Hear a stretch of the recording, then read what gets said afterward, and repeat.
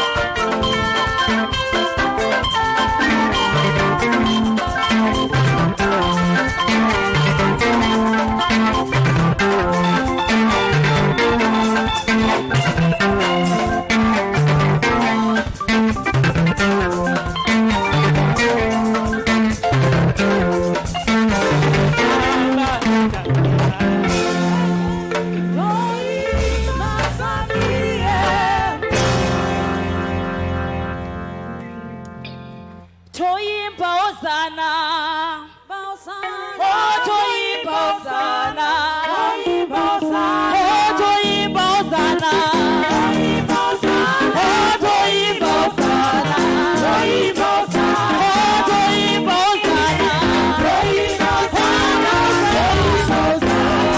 Toyimba Hosanna, oh Toyimba Hosanna, Toyimba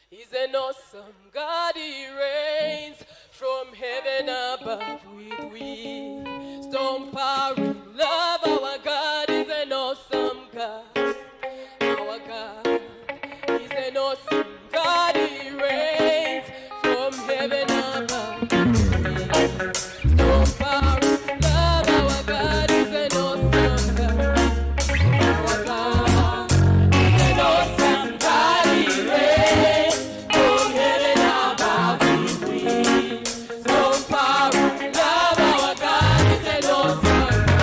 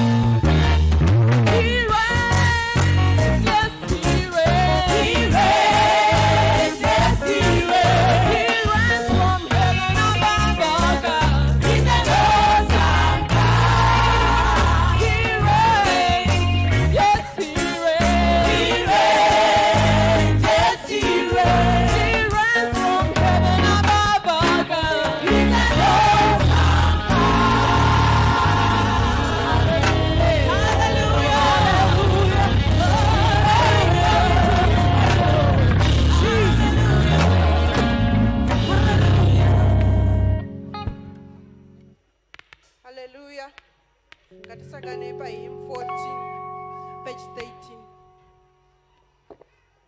Oh, Sanawe,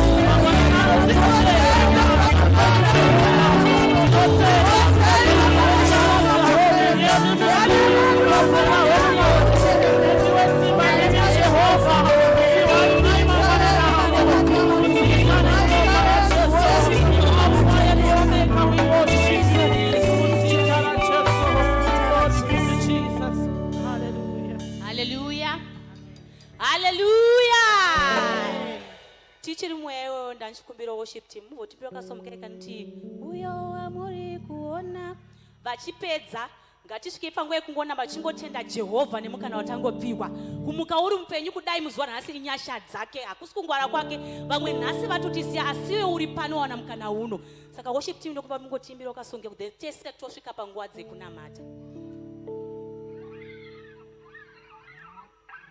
uyo wamuri kuona achienda mumakore nenzira imwe chete achadzoka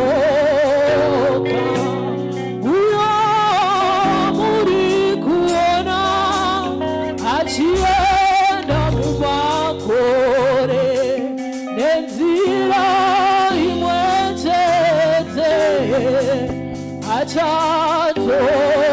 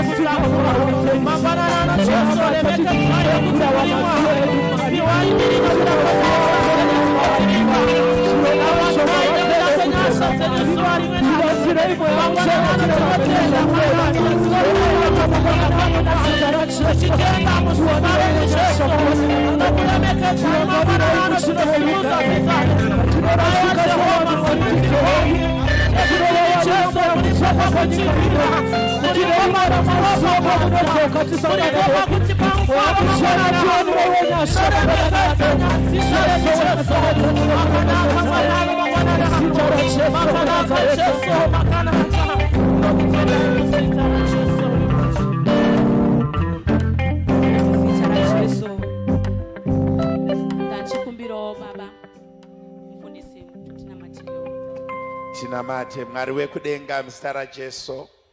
Maita enyu nani nevese vari muno vamatendera kuuya kubasa renyu kuzonzwa kwamuri imi musiki wedu. ZvaMwari wekudenga patiri kupfuurira pamberi nesevhisi ino, nyasha dzenyu neuwepo wenyu ngazvizadze imba ino. Tinzwe kwamuri, tiwanirwe nyasha nemi Mwari. Vamwe vauya vakaremerwa, vamwe vanorwara, vamwe havasi kuziva kuti upenyu uri kuenda kupi. Asi imi munoti uyai kwandiri mose makaremerwa, ndichakupai joko rangu rakareruka. Izwi renyu zvakare rinoti let your desires be known, let our desires, Father, be known unto you. Baba vangu muzita raJesu, tauya nezvichemo zvedu, tauya neupenyu hwedu, tiitireiwo zvakanaka paungano ino, muzita nemuropa raJesu. Amen.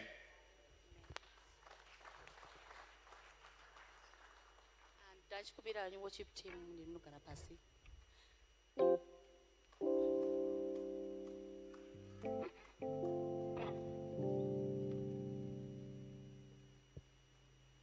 Ndinokwazisai mose muzita neropa raJesu. Amen. Amen. Okay. Panguva dzinoda ndichikumbira tese takasimuka tingosvika panguva yekungogashira the Holy Trinity. Tingotenda Mwari nezvaanotiitira, tingosvika panguva yekunongera mheremhere uchingofarirawo Jehovha mangwanani ano. Muzita neropa raJesu. Muzita neropa raJesu. Tingori mumweya iwoyo, ngatisvike panguva dzino tingogamuchirawo mama nadhedhi. Ini hangu vanonditawo zvakanaka. Tora nguva yako mbofarirawo mufundisi wako uchiitawo mheremhere. Muzita neropa raJesu. Aiwa mama nadhedhi, ndifunga mangozona tinokudai zvakanyanya, munotiitira zvakanaka. Tinokwanisa hedu kugara pasi. Panguva dzino tasvika panguva dzekukwazisana, ngatingosvikawo panguva yatingofarirawo main church board yedu inotiitirawo zvakanaka, ichitirongerawo mitambo yakaita sei. Nhasiwo tiri pano semadzimai tapuwawo zuva rakakosha kudai tingoitawo zvatichange tichizoita muzuva ranhasi semadzimai. Tinokudai, tinokufarirai main church board. Muzita neropa ramambo Jesu. Amen. Ngatingotorawo futi nguva ino tingofarirawo vese vari muleadership kubva kumusoro kusvika pane wekupedzisa, kana tingoziva kuti uri leader. Tinokudai, tinokufarirai. We appreciate everything zvamunotiitira mukati meino nzvimbo. Ngatingoitawo mheremhere tingofarirawo vese vari muleadership. In the name of Jesus. Tingori mweya iwoyo, ngatingofarirawo vana baba vari pakati pedu. Vana baba muriko here? Ngatingowafariwa, musaita jealous kani. Farirawo vana baba. Muzita neropa raJesu. Amen. Tingotorawo nguva ino tingofarawo vana mama. Ndinokumbirisawo nemweya waMwari. Kana pana munhu wese anonzi amai, mungosimukawo, ndinokumbirisawo.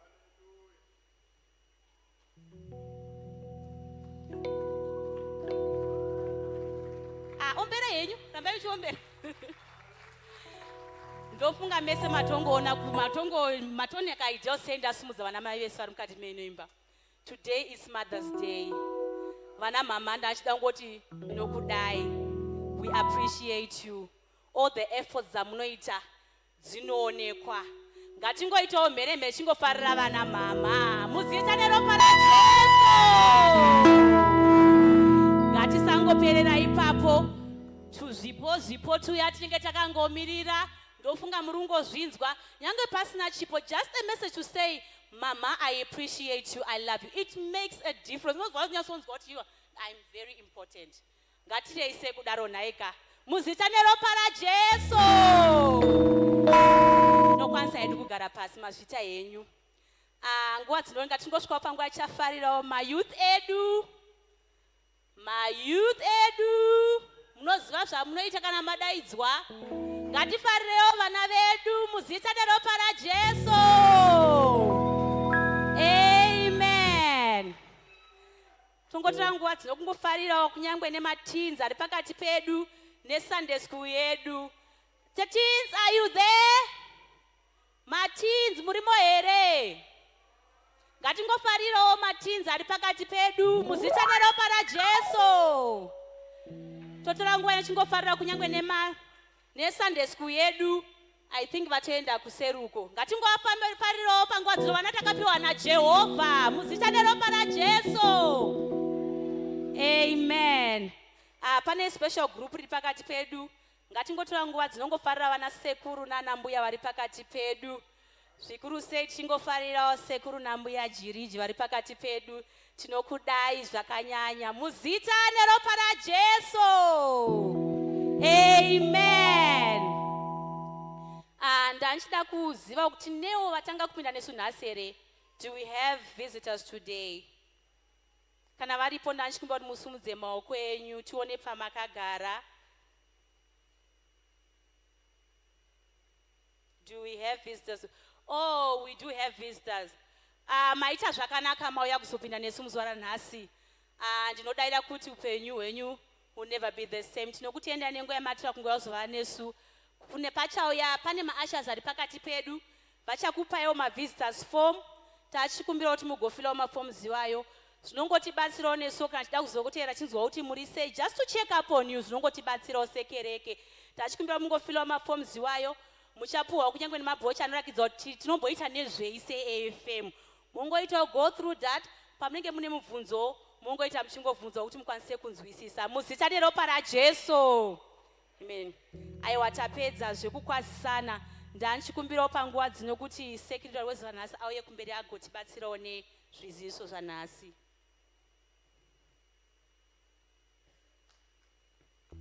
Aiwa vaombererei zvenyu vane zvavanga vachimboita kumashure. Rambai muchivaomberera kusvika vasvika.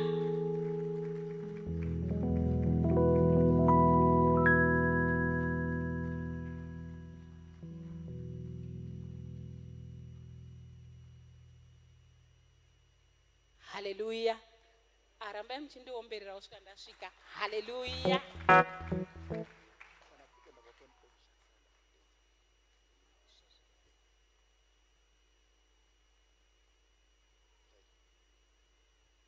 Hallelujah. Andiombererewo kwamaoko. Nhasi ndakamira patsoka dzavabanyabadza. Hallelujah. Amen. Regai tipe zviziviso zvedu zvesvondo rino. This week hanzi hatina fasting. Tinonamata tiri kudzimba dzedu. Kana zvanzi hatina fasting hazvinotaura kuti hatisi kunamata. Handitika tinonamata tiri kudzimba dzedu. Hallelujah. Hanzi we have a planned English service every Saturday. We are beginning on the 22nd of May. Hallelujah. And our church is opening for prayers between 6 a.m. to 6 p.m. every day. We are free kuya kuzonamata mukana wakazarurika kuma intercessors. Newese anenge achingonzwa kuti ari kunamata. Hallelujah. And kindly remember to visit our social media platforms. Ma Facebooks edu. To share and subscribe. Hallelujah. Hanzi mufundisi anenge vari pano musi wechipiri musi weWednesday, sorry, ndajaira chipiri. Hallelujah.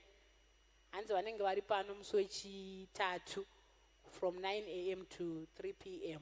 Vese vanoda kuona munhu waMwari vanokurudzirwa kunzi vauye. Zvekare tinokurudzirwa kunzi tiite maappointments. Hallelujah.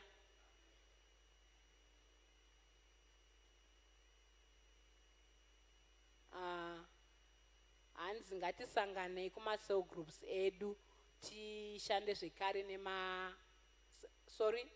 sorry. Hanzi tinokurudzirwa as ma-cell group leaders, ma-cell groups kuti tiite ma-items. Hallelujah. Mwedzi wedu wapera zvekare tinorangaridzwa kuti tirangarire mission house yedu. Hallelujah. Tibatirane zvekare nema-cell groups. Zvinotibatsirawo kuti ukaita dambudziko next time munozikanwa. Amen. Masingusu oye. Masingusu oye. Alright, hanzi tiri kuenda kuDurban musi wa2 to 5 June.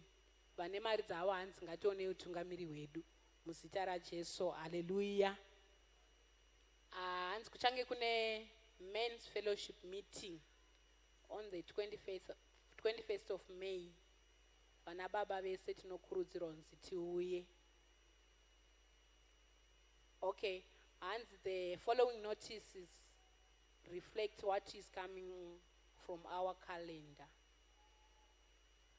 Tichange tine muviri waShe musi wa29 May. Vanoshanda pamuviri waShe tiuye takagadzirira. Hanzi tichange tine sports day musi wa12 June. Ngatigadzirirei zuva iroro. Hallelujah. Hanzi ma-cell groups andichadedzera pano to remain after service. Hallelujah. Painville, Tsepisong, RBS in Matole, Brown Fisher phase 2. Hallelujah. And then all men to remain after service. Your leadership hanzi vane zvavanoda kutsanangura nemi. Hallelujah. Ve-evangelism team vari kuku-encourage kuti pamunobuda mutorewo ma-flyers ku-information desk pamunenge maakubuda. Tingokurudzira hama neshamwari kunze kuti dziuye kuzonamata. Hallelujah.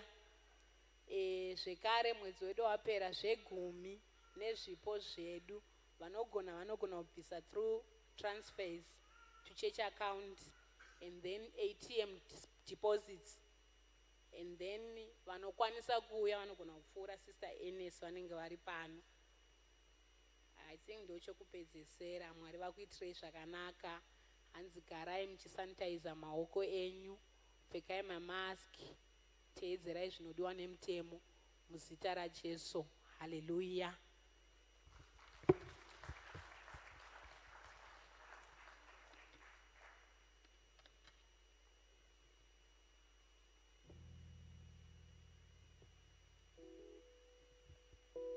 Ngatifarire usekretary wedu wezara nhasi. Maita henyu. Nguva ino yatakupinda munayo tine ma-items atinawo. Ndichadaidzira zvinhu zvine order iyoyi. Ndichikumbira kuti muuye neorder iyoyi. Tichatanga nemai garai vane testimony yavo. Vachipedza kudaro pane item ida kuitwa neSunday school. Saka Sunday school chifanai muchingogadzirira mai garai panenge vachita testimony yavo. Panopedza Sunday school tozokumbira mayouth kuti muuye kumberi. Tokumbira kuti muuye neorder iyoyo. Mai garai.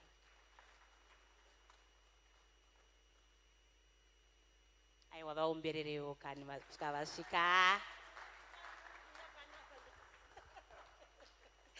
Ombererei vanhu vaMwari, ombererai mai garai, omberai. Vagarai vanyatso kuona kuti mai garai vakamira pafurandi nhasi. Hallelujah, hallelujah church. Makadiko vanhu vaMwari. Aiwa mufaro wangu kumira panapa zuva ranhasi. Aiwa kundoona ndiri pano zvinoreva kuti Mwari vari kuita zvinhu kudzimba dzedu uko. Vari kutisimudza. anambonge ndakauya panapa but negore rino rashe rakadhikilewa namufundisi gore rashe gore renyasha. Ndine testimony yangu yandauyawo nayo pano. Mwari vakandiitira zvakanaka mugore rino. Ndiri mumwewo wedzimba ndakatengawo imba, takatenga imba yedu, tiri kugara zvakanaka padhuze nechechi apo zvekuti vanhu vaMwari kana muine zvamuri kuda zvinoshota pachechi pano mungomhanya muchiuya pamaigarai zveshuwa ndiri padhuze nechechi. Chese chinodiwa pano munouya pamaigarai. Vamwe vachatevera nekuti dzimba dzakazara dzakatenderedza chechi, vari kuuya vamwe mudhuze nechechi. Saka ndini wekutanga, munotanga kuuya kwamaigarai muchida zvamuri kuda, you are free anytime, hapana chinombonetsa. Chimwe chandiri kukurudzira vanhu vaMwari, munhu waMwari kana achitaura achiti uyaiwo kwandiri ngatitaure, uyai titaure, chero uine dambudziko rakaita sei hapana chisingaiti, uya kwandiri, endaiwo munotaura navo. Zveshuwa neni ndai ndichifunga kuti hazviiti, but pandakangoendawo kumunhu waMwari takafamba nenzira yakanaka zvikandiitira zvakanaka. Endai kumunhu waMwari, zveshuwa zvinobatsira kuupenyu hwedu. Ndakugarawo zvakanaka nevana vangu, umwe naumwe mwana ane rumu yake. Ndiri kufara chaizvo, ndakugeza mutabhu. Mufundisi vaiti gezai mutabhu, mama vaimboti kanzi ndinoimba rwiyo, neni ndakuimbawo mama rwiyo ndiri mutabhu. Ndichizvisoka ndichiisa mvura inopisa, yakutonhora ndowedzera, ndichiimba kusvika ndaneta. Aiwa, ndinotenda Mwari, Mwari vakandiitira zvakanaka. Vamwe mese endaiwo kwamufundisi, muuyo muzomira pano sekumira kwandaita ndichipumpura kumunaka kwaMwari. Mwari vakandinakira mugore rashe. Maita henyu baba namai, ndinokudai zvakanaka, makandiitira zvakanaka, rambai muchidaro, mundipfuudze zvimwe zvandisina ndive nazvo. Ndinotenda Mwari.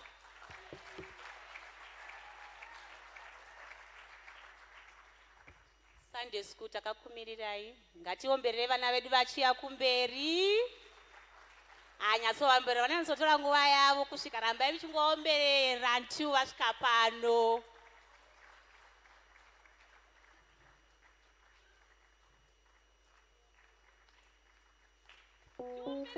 Vaombererei, vambonyatsoita zvinhu zvavo, vambonyatsoita kuodha yauri kuda.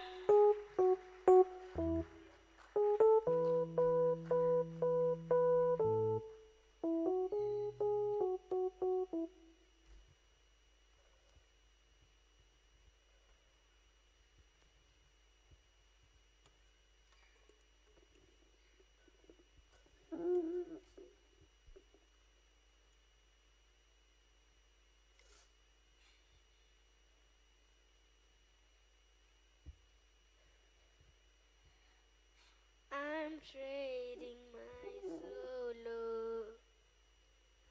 I'm trading my faith. Oh, I'm laying them down for the joy of the Lord. I'm trading my sickness. I'm trading my pain. I'm laying them down for the joy of the Lord. Yes, Lord, yes, yes, Lord. Yes, Lord, yes, Lord, yes, yes, Lord. Yes, Lord, yes, Lord, yes, yes, Lord.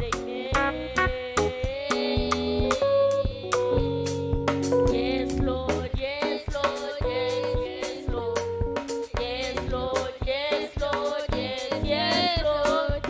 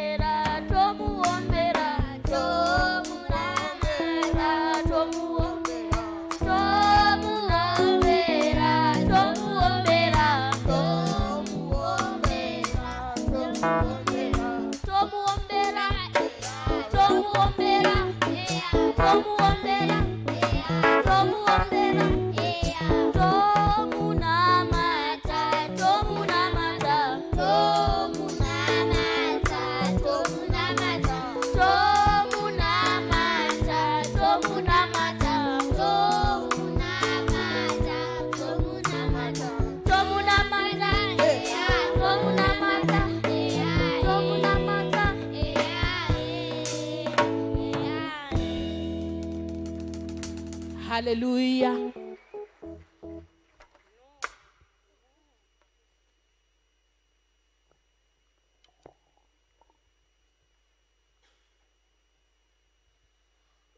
Awesome God, mighty God, give you praise, I give you praise. Awesome God, you are high and lifted up. Awesome God, you are high and lifted up.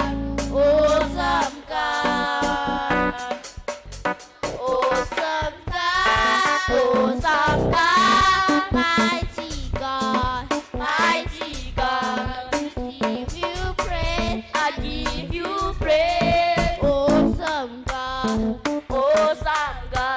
you are high and lifted up. Awesome God, you are high and lifted up.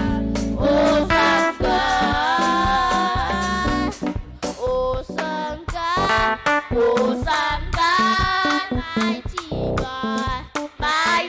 God, we give you praise, I give you praise. Awesome God,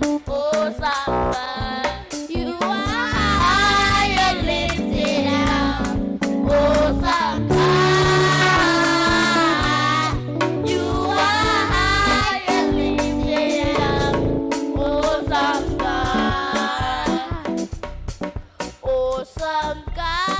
Awesome God, mighty God, we give you praise, Awesome God, you are high and lifted up. Awesome God, you are high and lifted up. Awesome God.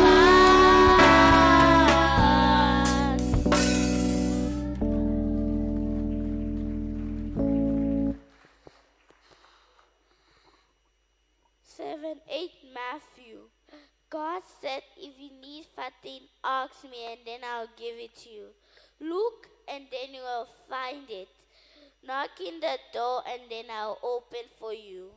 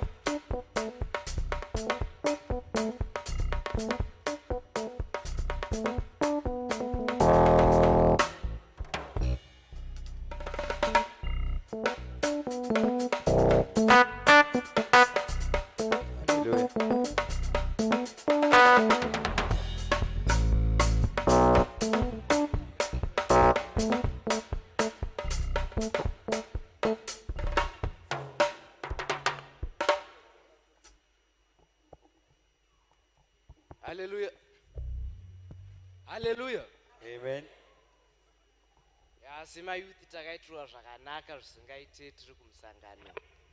Takadzidza zvihombe zvinotibatsira zvinotakura kuenda kumberi.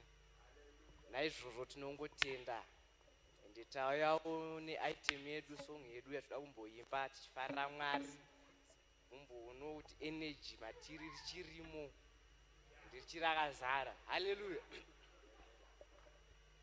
Mune simba muropa raJesu, mune simba muropa raJesu, maita simba muropa raJesu, mune simba muropa raJesu, maita simba nenyasha muropa raJesu, mune simba muropa raJesu, maita simba nenyasha muropa raJesu.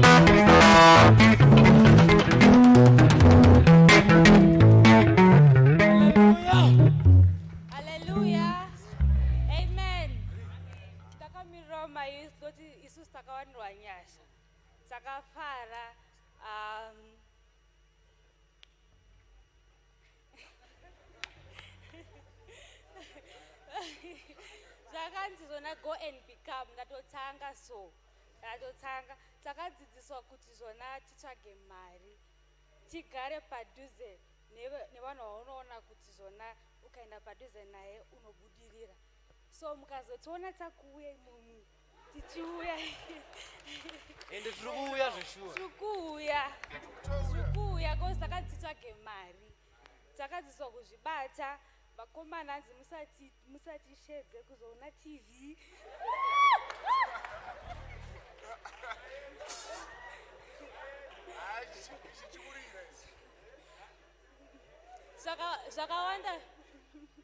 zvakawanda zvachona muchaona nemabasa because takadzidza and we are going to change mukaona tisingachinji mufundisi tinenge takuda absolute 3 days takuda 3 days but then besides that takawanirwa nyasi and we learned a lot tinokutendai baba namama nevese vakaita zviite mama nateti mai manhii nokutendai nevakaitawo kuti zona transport sorry mazita handisana kunyatsomaziva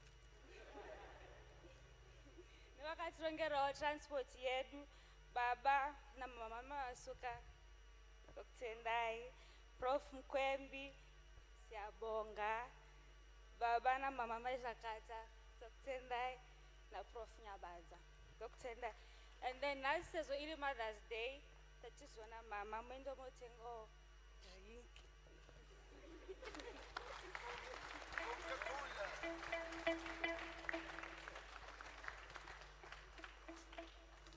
okay thank you so much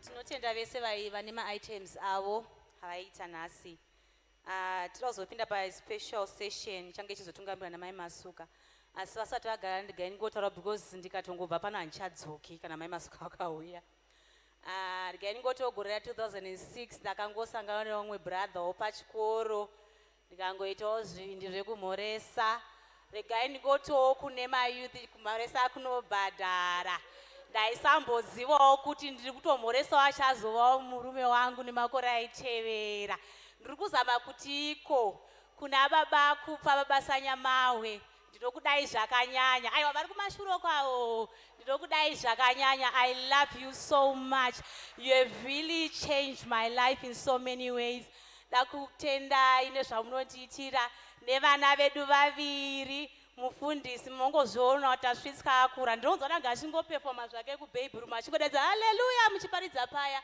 saka very soon togona kungoita appointment tichisapota vision yenyu aiwa ndifarirewo kani ndagonawo kanisa MC haleluya mai masuka mogona kuya henyu muchitora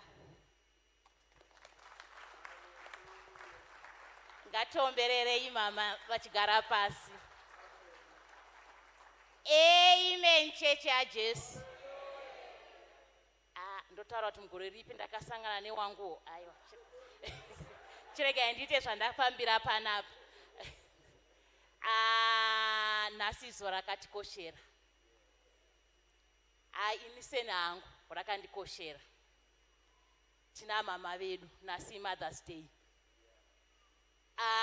maybe ngatimbotanga tambosimudza vana mama vese chimbosumukai kwamuri wese anonzi mama ngaasumuke vana mama makatikoshera mudzimba makakoshera vana venyu makakoshera vana baba makatikoshera kunyange isu happy mothers day kumadzimai ese mungagara henyu pasi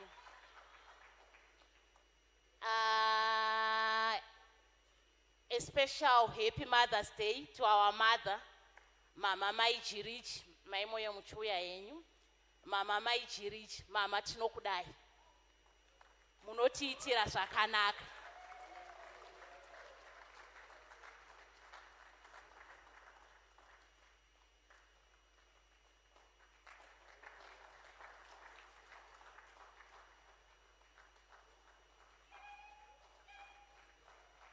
ngatiomberei maoko. Handina kuziva kuti pane foto ndingadai ndaitaini kufarako muimba yaMwari. Vana mama vese tina item yatiri kuita tichitungamirirwa na Sister Gracious. Vana mama vese uyai timbofarira mama vedu. Handiti happy Mother's Day kuna mama.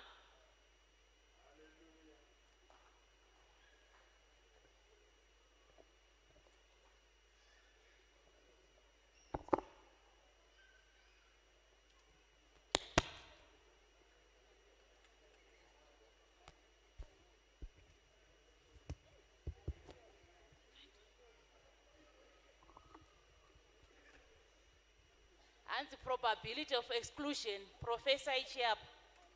Probability apa pamai motaura apa inosara iri payap.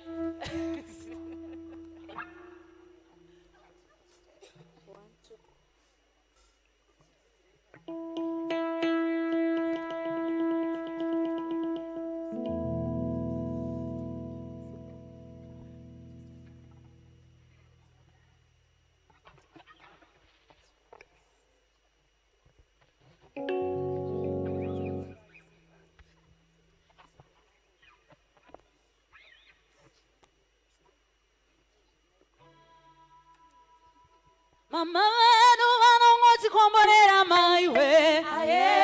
Vanongoti komborera maiwe. Mai mfundisi munongoti komborera maiwe. Vanongoti komborera maiwe. Mama vedu vanongoti komborera maiwe. Vanongoti komborera maiwe. Mai vedu vanongoti komborera maiwe.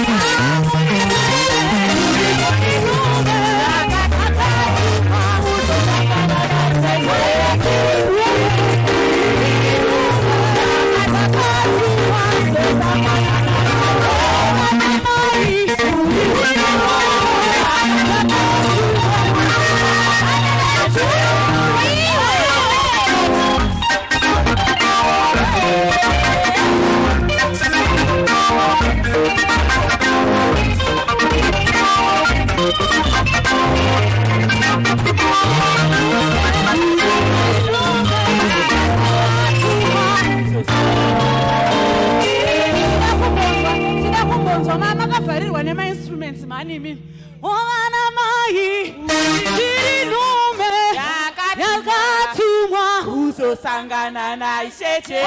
Vana mama muri nhume yakatakatumwa uzosangana naIshe Jesu. Tiri nhume yakatakatumwa uzosangana naIshe Jesu. Tiri nhume yakatakatumwa uzosangana naIshe Jesu.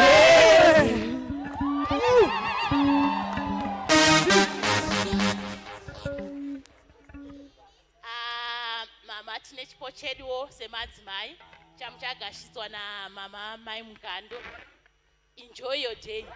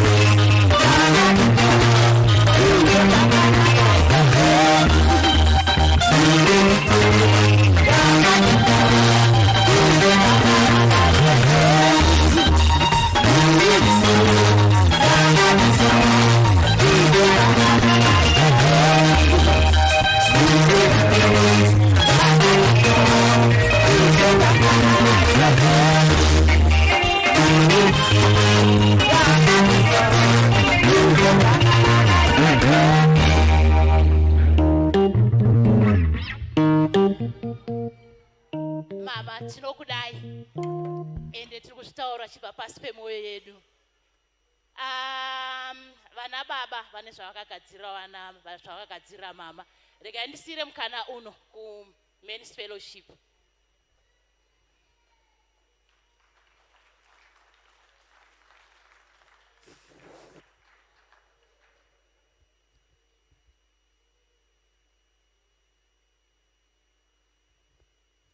Hallelujah. Hallelujah. Regai titi vana mai tinokufarirai. Nasi Mother's Day. We love you so much. Tinoti vana mai chikonzero takaberekwa tose. Hakuna kagara muno masina kuberekwa. Amen. 9 months idzo dzakatikoshera. Nekuti dzinounza munhu panyika. Saka kana uchinge uine mai vako vari kwavari unofanirwa kuti uvatende muzuva ranhasi. Hallelujah. Kana paine vana vari muno vane vabereki vavo varipo, tendai vana mai venyu. Ndava vakabata basa rakakura kuti muve pano panyika. Saka vana mai vese vakazvara vana nhasi muchanotendwa after this service. Hallelujah. Muchatendwa nevana vamakazvara, muchatendwa nevarume vamuinavo kuti makaita henyu, makatibarira vana, muri kutichengetera vana, muri kutireizira vana. Hallelujah. Saka tinoda kutanga nekupa muenzaniso muno muchechi kuna mai mufundisi kuti chechi ivepo. Tinotenda kuti mai muri kubata basa, kuti baba vashumire vasina zvinovanetsa, vaine confidence kumba kuri kugarika zvakaita sei zvakanaka. Dei muine mweya wekuuraya, maigona kungouraya zvenyu chechi. Vana mai vanoda kuti vana vafe, mumbozvari munongofa zvenyu. Vainayo nhumbu vanongoti handichaida. Motadza kuita sei kuberekwa. Saka isusu we believe strongly sana baba kuti chechi ifambe zvakanaka. Mama muri kuita basa rakakura. Kuti pamba pagarike zvakanaka, mai vanenge vachifara. Mai vakasafara pamba ipapo hapapindiki. Kana vaenzi havasvike ipapo, asi pano panosvikika. Hallelujah. Saka tiri kungoti semen's fellowship, chimboendai munodya lunch. Mukada kuenda kuspare unoenda, kada kuinda kwamafunga endai zvenyu munodi mungoziva kuti sana baba tiri kukutendai, tiri kuti vaine zuva rakanaka. Vamwe vana madha vamasiya kumabhenji ava vachanofarawo futi. Tapa seexample kwamuri muzita raJesu, amen.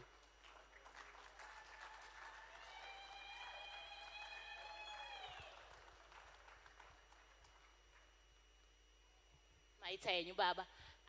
Main church board vativo vane item yavakagadzirira umama.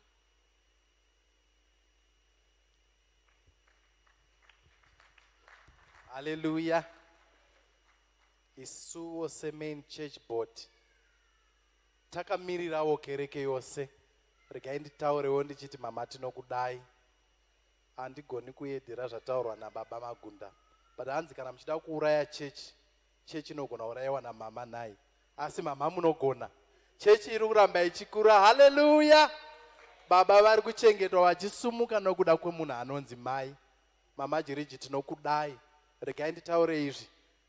Ndakatomirira kereke yose se-main church board. Regai ndikumbirewo administrator wedu baba Mutiwasekwa vatisvitirewo chipo chedu kuna mama. Tiomberereiwo kani. Chipo chedu hachina kubva kumain church board, chabva kukereke yose. Asi makamirirwa nemain church board naye. Regai ndidzorere nguva nokuzara kwaye kuna mai Masuka vachiuyawo muchivaomberera naye. Mai Sanyazi vanga vachingotaura zvokuti kuma 2006 haasi kwedu kure, kuma 1990 chakuti kuma 96 tiri kuma form 6 tiri maapa uku tikasvika nanhasi tiri tese. Iye zvino tatova nemwana wari kuuniversity. Ndiombererewo ndichigara pasi. Maita yenyu amasuka nokusataura zvemission house. Mungadai mati mukana hauna tsitsi kufara hako muimba maMwari. Panguva ino a special happy Mother's Day kuna gogo mutambisi. Gogo chimbosumukai. Happy Mother's Day gogo.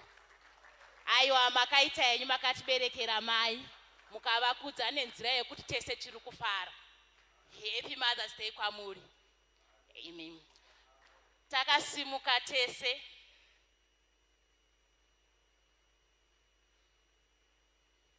Tichiomberera mama vedu vachiuya kuzotora nzvimbo.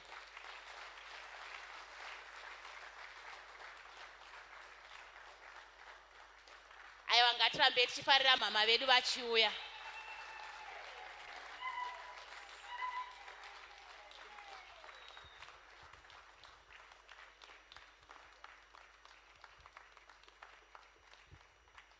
Ngatirambe tichiombera.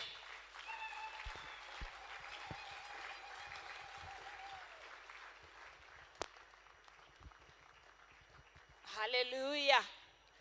Tingatora hedu nzvimbo dzedu muvapo hwaMwari. Ndoda kutenda madepartments ese vese zvenyu nekuda kwezvipo zveMother's Day.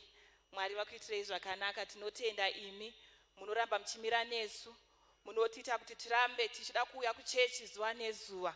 Murambe muchibata nesu madepartments ese. Maita henyu Mwari vakuitirei zvakanaka. Hallelujah. Tinotenda. Zvakare ndoda ngoti tiri pamweya umwe chete iyoyo ndingoacknowledgeawo vana gogo vari pakati pedu nhasi, vanova mother of mothers. Amen. Vana gogo, tina gogo Tsikai vari pakati pedu. Mama vakabereka mai Mapako vari kumashuroko. Tingovakwazisa nekuvafarira. Happy Mother's Day to you. Mai Masuka ndofunga muchanditenderawo kuti vana gogo ava vashoma ndingovapawo machocolates handinawo aya. Ndichakumbira one of the ushers angovasvitsa vari kwavari. Zvekare tina gogo Masinire vari pakati pedu. Gogo Masinire vari papi? Avo vakagara zvekare pamwe chete nagogo Tsikai. Tingovasvitsa nagogo Mutambisi vari pakati pedu. Tingovasvitsa machocolates. Ndo vana gogo vandaziviswa. vanagogo vari pakati pedu. Happy Mother's Day to you, mother of mothers. Mwari vakuitirei zvakanaka. Hallelujah. Zvekare ndinoda kungoacknowledgeawo mamothers newly married vakanga vasiri mamothers palast year Mother's Day, asi vave mamothers iko zvino. Chero musati mane mwana but mave mai, vanga vasiri mai paMother's Day last year. Vangondiratidza nekusimuka. Vangondiratidza nekusimuka. Ndiri kuona mai Rwatiringa. Ndakamirira vamwe vacho simukai.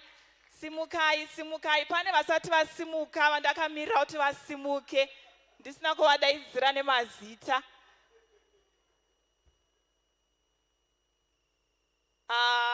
Ndivo vese. Mai Mutero vekuLinda Haven. Vauya here nhasi? Ndofunga havapo. Ko mai Katari?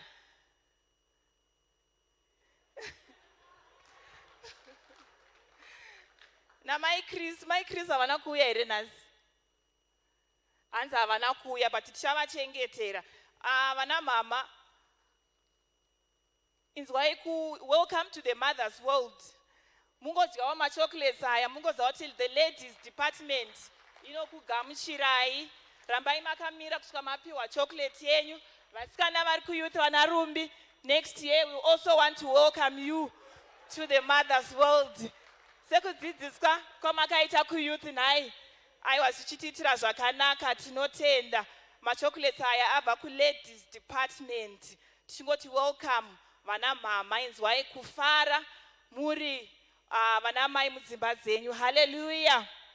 Mangwanani ano ndinoda kungotendawo zvekare mukana uno watatenderwa nechurch board kuti madzimai nhasi tingotungamirirawo service. Mufundisi vakagara pasi. Ndinoda kungoacknowledgeawo mufundisi mangwanani ano ndichingoti ndinokudai. Ndandakamirira kuti ndichaona present yeMother's Day ichiuya, asi ndiri kuvimba kuti iri munzira. Ndinoziva kuti havaiti mistake. Amen. He doesn't disappoint. Ndoziva kuti iri kuuya yanhasi. Hallelujah. Baba ndinokudai muzita raJesu. Hallelujah. Amen. Vana mama anenge asina kupiwa Mother's Day present, munongondisira WhatsApp kuti tingoziva nhai tozodhila nawo kuseri.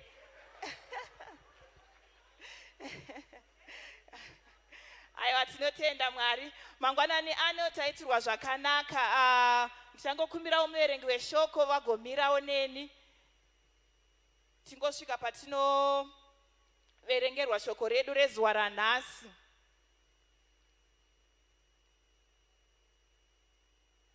Tichakumbira mutiverengerewo theme scripture yedu iri kuna Luke. Zvekare mozotiverengerawo Matthew 22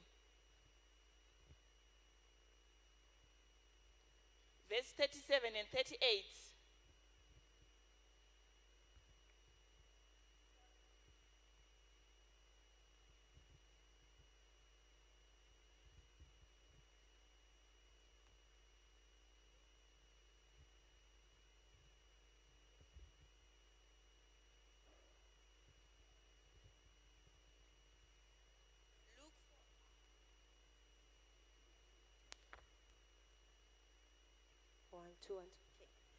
Luke 4 verse 18.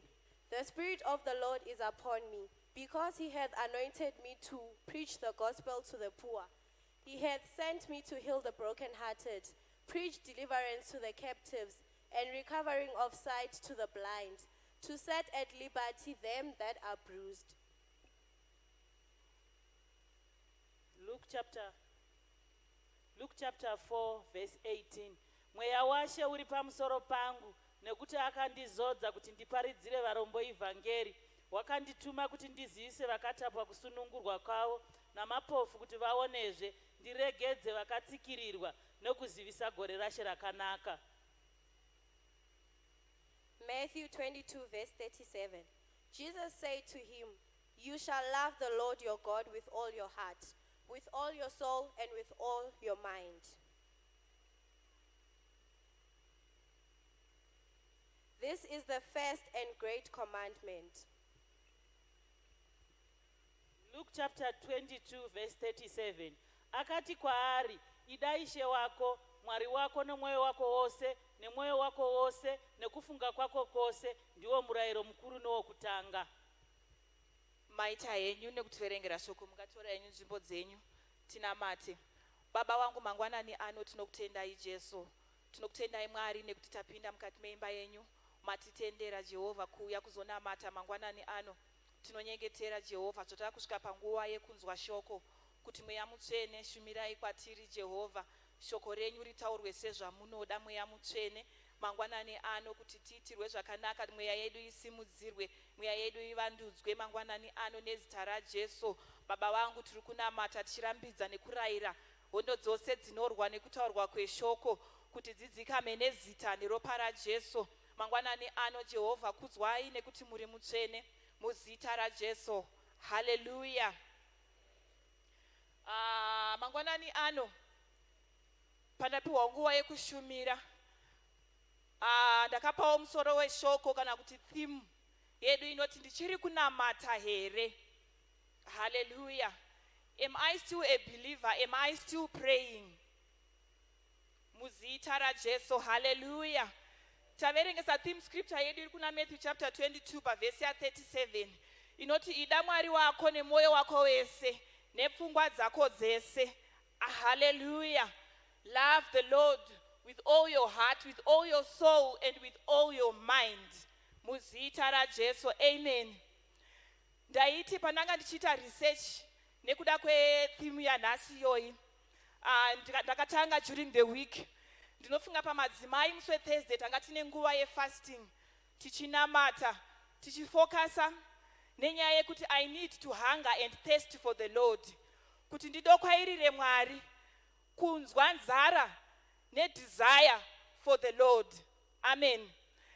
Chandakaitira kudaro, pane chimwe chinhu chandinogara ndichitarisa kana kuti chandinoona, kuti dzimweni dzenguva pfungwa dzedu nekuita kwedu kwese pamwe pacho taakutora a lot of effort in being a church member more than loving the Lord. Hallelujah. Pamwe pacho simba redu rese nenguva yedu zhinji tiri kuiisa pane imwe nzvimbo tichibvisa chaipo patinofanira kunge tiri. Pavhesi yataverengesa, vhesi ya 38 ya Matthew 22 inoti, this is the first and greatest commandment. Amen. Ndiwo murayiro wekutanga watakapiwa, uye ndiwo murayiro wakakura kudarika imwe yese, kunzi ida Mwari wako. Amen. Mwari vachitisika havana kutisika kuti tive machurch members. Amen. Mwari vachitisika havana kutisika kuti tiite zvimwe, asi vakatisika so that we can communicate with him, tive neukama navo, tive nefellowship navo, tivanamate, tivade sekuda kwavakatiita. That is the first commandment muzita raJesu. Pamwe pacho ndaitarisa ndichizvifunga ndichiti chimwe chinozotiita kuti tivarayirwe kuti I am still a Christian, I need to love God. Pamwe pacho inyaya yekuti I am there to do what is supposed to be done in church so that I can be ndinogona kukwana muchechi. Amen. Pamwe pacho ndinogona kufita muchechi. Hallelujah. But donzo rekuti Jesu aende pamuchinjikwa ranga rekuti isusu tide Mwari. Hallelujah. Unogona kumbozvifunga kuti how much do I love God? How much do I desire God? Do I have any hunger or thirst for God? Kana kuti ndinoya kuchechi nekuti ndakazvijaira kuti kana yaSunday ndinoenda kuchechi, ndakajaira kuti kana yaChitatu ndoenda kucell group, ndakajaira kuti kana mwedzi wapera ndinoita 1 2 3 4 chekuchechi. Amen. Inini wacho, do I really love God? Mwari uyu ndinomuda here? Am I seeking after him? Muzita raJesu. Ndaiobserva zvangu mumwe musi during church service, ndichitarisa ndichiona vanhu, ndopandaona 2 people vanga vakagara vese pamwe chete. I believe those people are friends. Shoko richitaurwa kunoku richiparidzwa, ivo vainge vachitaura vachiratidza kuti vari kufara, vari kuseka. Ndopandazvifunga ndikati, saka kana munhu uyu akagara padyo neshamwari yake during service, vari kutaura during service, pari kuzonopera service, are they going to go home with neshoko rataurwa kana kuti vari kuenda vachiti tabva kuchechi? Amen. Ndakazvitarisa ndikati zvinobatsirei kuti nditi ndinofita musociety kana kuti unzwe kuti zvakandiringana kuti I am a member of AFM Roodepoort, but Mwari vachikutarisa havaoni zvavakakusikira zviri pauri. Hallelujah. Muzita raJesu, amen. Shoko raMwari riri kuti this is the greatest commandment, but we have deviated from the greatest commandment. Hallelujah. Pamwe pacho we are doing it tisina kuzvifunga kuti ndo zvandiri kuita. Amen. It has become chijairira chekuti ndizvo zvandinofanira kuita. Hallelujah. But musi weThursday pataitsanya taiti Mwari, I need a hunger and a thirst for God. Yekuti ndigare ndichitsvaga kuti Mwari vanoti chinyi neupenyu hwangu. Chii chandinofanira kuita pamberi paMwari. Mukatarisa pandiri kuti a hunger and a thirst. Ukatarisa in the physical life. Paunonzwa nzara kana kuti paunonzwa nyota, muviri wako unenge uchiudza kuti pane chakashota. Saka paunoresponda to your body, unoenda unotsvaga chekudya so that you satisfy that hunger yauinayo. Kana kuti unopedza nyota yauinayo. Amen. Ukasadya muviri wako uchikuudza kuti udye, unoona kuti kana ari mwana mudiki anotanga kuondoroka achitanga kupera muviri nemhaka yekuti haasi kusatisfy what the body is telling them to do. But isusu semakristu, when we have that hunger and thirst, tikaregedza kuresponda kwairi, tikangorarama sevanhu vari kurarama, toregera kutarisa kuti inini Mwari vari mandiri vanodei, tinotanga kuondoroka pachikristu chedu. Tinosara takapfeka bhachi rekuti ndinzi ndiri mukristu. Pamwe pacho mabhachi iwaya atakapfeka akutiremera tiri muchechi. Ndopai paunonzwa munhu achiti pamwe pacho mitemo yekuchechi yakanyanya kundiwandira. Zvinodiwa kuti ndiite kuchechi zvakandiwandira. But pamwe pacho wakapfeka bhachi rekuita zvinhu zvinodiwa kuchechi, but iwewe wacho mwoyo wako pana Mwari uri kure kure. Hallelujah. Mangwanani ano ndada kuti tingokurudzirana kuti pamwe pacho we need to go back to the drawing board. Iri kunzi ida Mwari nemwoyo wako wese, ida Mwari nepfungwa dzako dzese. But ukazvitarisa, how much time do you take thinking about the Lord? But how much time do we take preparing to go to church? Tinotora nguva refu tichiprepare kuenda kuchechi. Unotanga kugadzira hembe pakati pewiki kuti ndichapfeka chakati musi weSunday. Ndiraurukwa musoro wangu handingaendi kuchechi ndakadai musi weSunday. We take so much time and we put so much effort in preparing to go to church. But you don't even take an effort to prepare to meet the Lord. Vari kuuya kuzosangana nawo kuno kuchechi. Ndaizvifunga ndikati saka Mwari vanofungei nesu maKristu. Muzita raJesu, hallelujah. Mwari vachititarisa vanotiona sei? Amen. As this is the greatest and first commandment. Hallelujah. Muzita raJesu, amen. Handisi kuti kugadzirira kuya kuchechi kwakashata. Pandiri kuti sekugadzirira kwatinoita kuti pandiri kuzopinda pane vanhu vachandiona ndakamira sei. Itawo saizvozvo pamwoyo wako. Kuti Mwari, pamuri kuzondiona Mwari, ndakamira sei pamberi penyu. Muzita raJesu, hallelujah. Pamwe pacho maKristu, we now need God. Only, we don't love God. Tinoda Mwari kuti atiitire zvinhu. But kuti pasina chinhu chandiinacho, relationship yangu naMwari yakambomira sei. Mwari asati ati andiitira chinhu, ini naMwari wacho takambomira sei. Muzita raJesu. As I was reading the scriptures, pane verse inonditira zvakanaka iri kuna 1 Corinthians 2 verse 19. Inoti zvisina kumbonzwika nenzeve, nezvisina kuonekwa nemeso kana kufungwa nendangariro, ndo Mwari zvaakagadzirira vanomuda. Hanzi Mwari akagadzirira izvozvo kune vanomuda. Saka the first thing is to love him.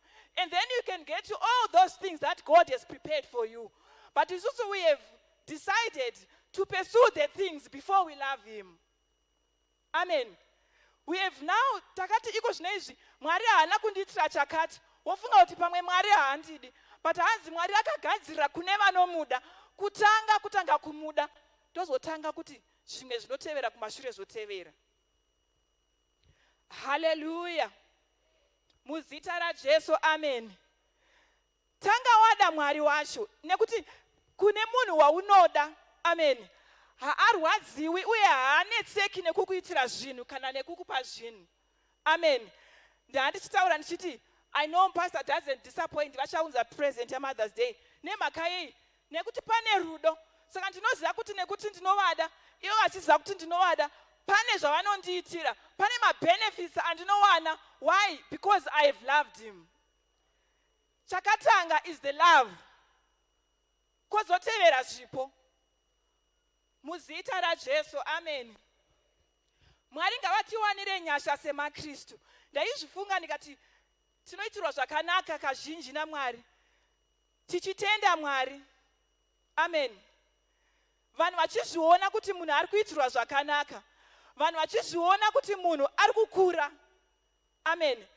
But pane chimwe chandinongoshuwira kuti kana iri sezvakaita imba inoi, kuti patinopinda munomu nekuzonobuda kwatinoita, we need to have masteps atinenge tinawo tichikura tichisimuka tichienda pakunamata kwedu. Not only when we are in church, kunyange mararamiro angu andiri kuita kunze uko, amen. Pane kumwe kurarama kwatinoita isusu maKristu kwekuti wakazvitarisa so unozvibvunza kuti ndichiri kunamata here, amen. Paunosangana nema-challenges, how do you respond to them? Unomhanyira kuna ani kana wasangana nezvinorema, amen. Unotura kuna ani kana wasangana nezvinorema. Hallelujah. Pamwe pacho unoona kuti zviri kuitwa neari kunze uko asinganamati is the very same thing that I as a Christian am also doing. Why? Nemhaka yekuti mamwe pandiri kunze uko hakuna ari kundiona. Hallelujah. Pamwe pandiri kunze uko hakuna uri kunditarisa. Saka I can afford to do chimwe chekuti ndingopfuura pandadarika napo pakaoma, amen. But shoko raMwari riri kuti we need to love God first. We need to acknowledge him and follow his ways first before everything else. Hallelujah.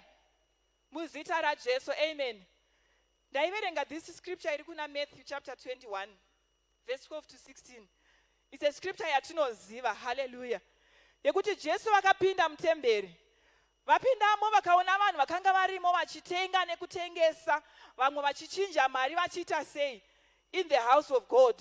Zvinonzi when Jesus saw it, he was angry. He took a whip, akatanga kurova vanhu vakanga varimo, akatanga kusumudza nekukanda matables evaitengesa. Akati my house shall be called a house of prayer. Amen.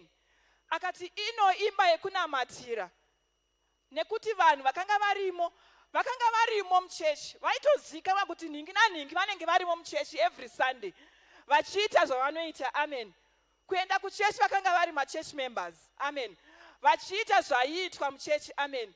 But when Jesus came to that church, zvinonzi akavadzingira vese kunze akati you have made my house a den of robbers. Hallelujah. When I think about this scripture, ndombozvifunga kuti saka Mwari patakagara tese muno muchechi, what are we? What are we doing? Amen.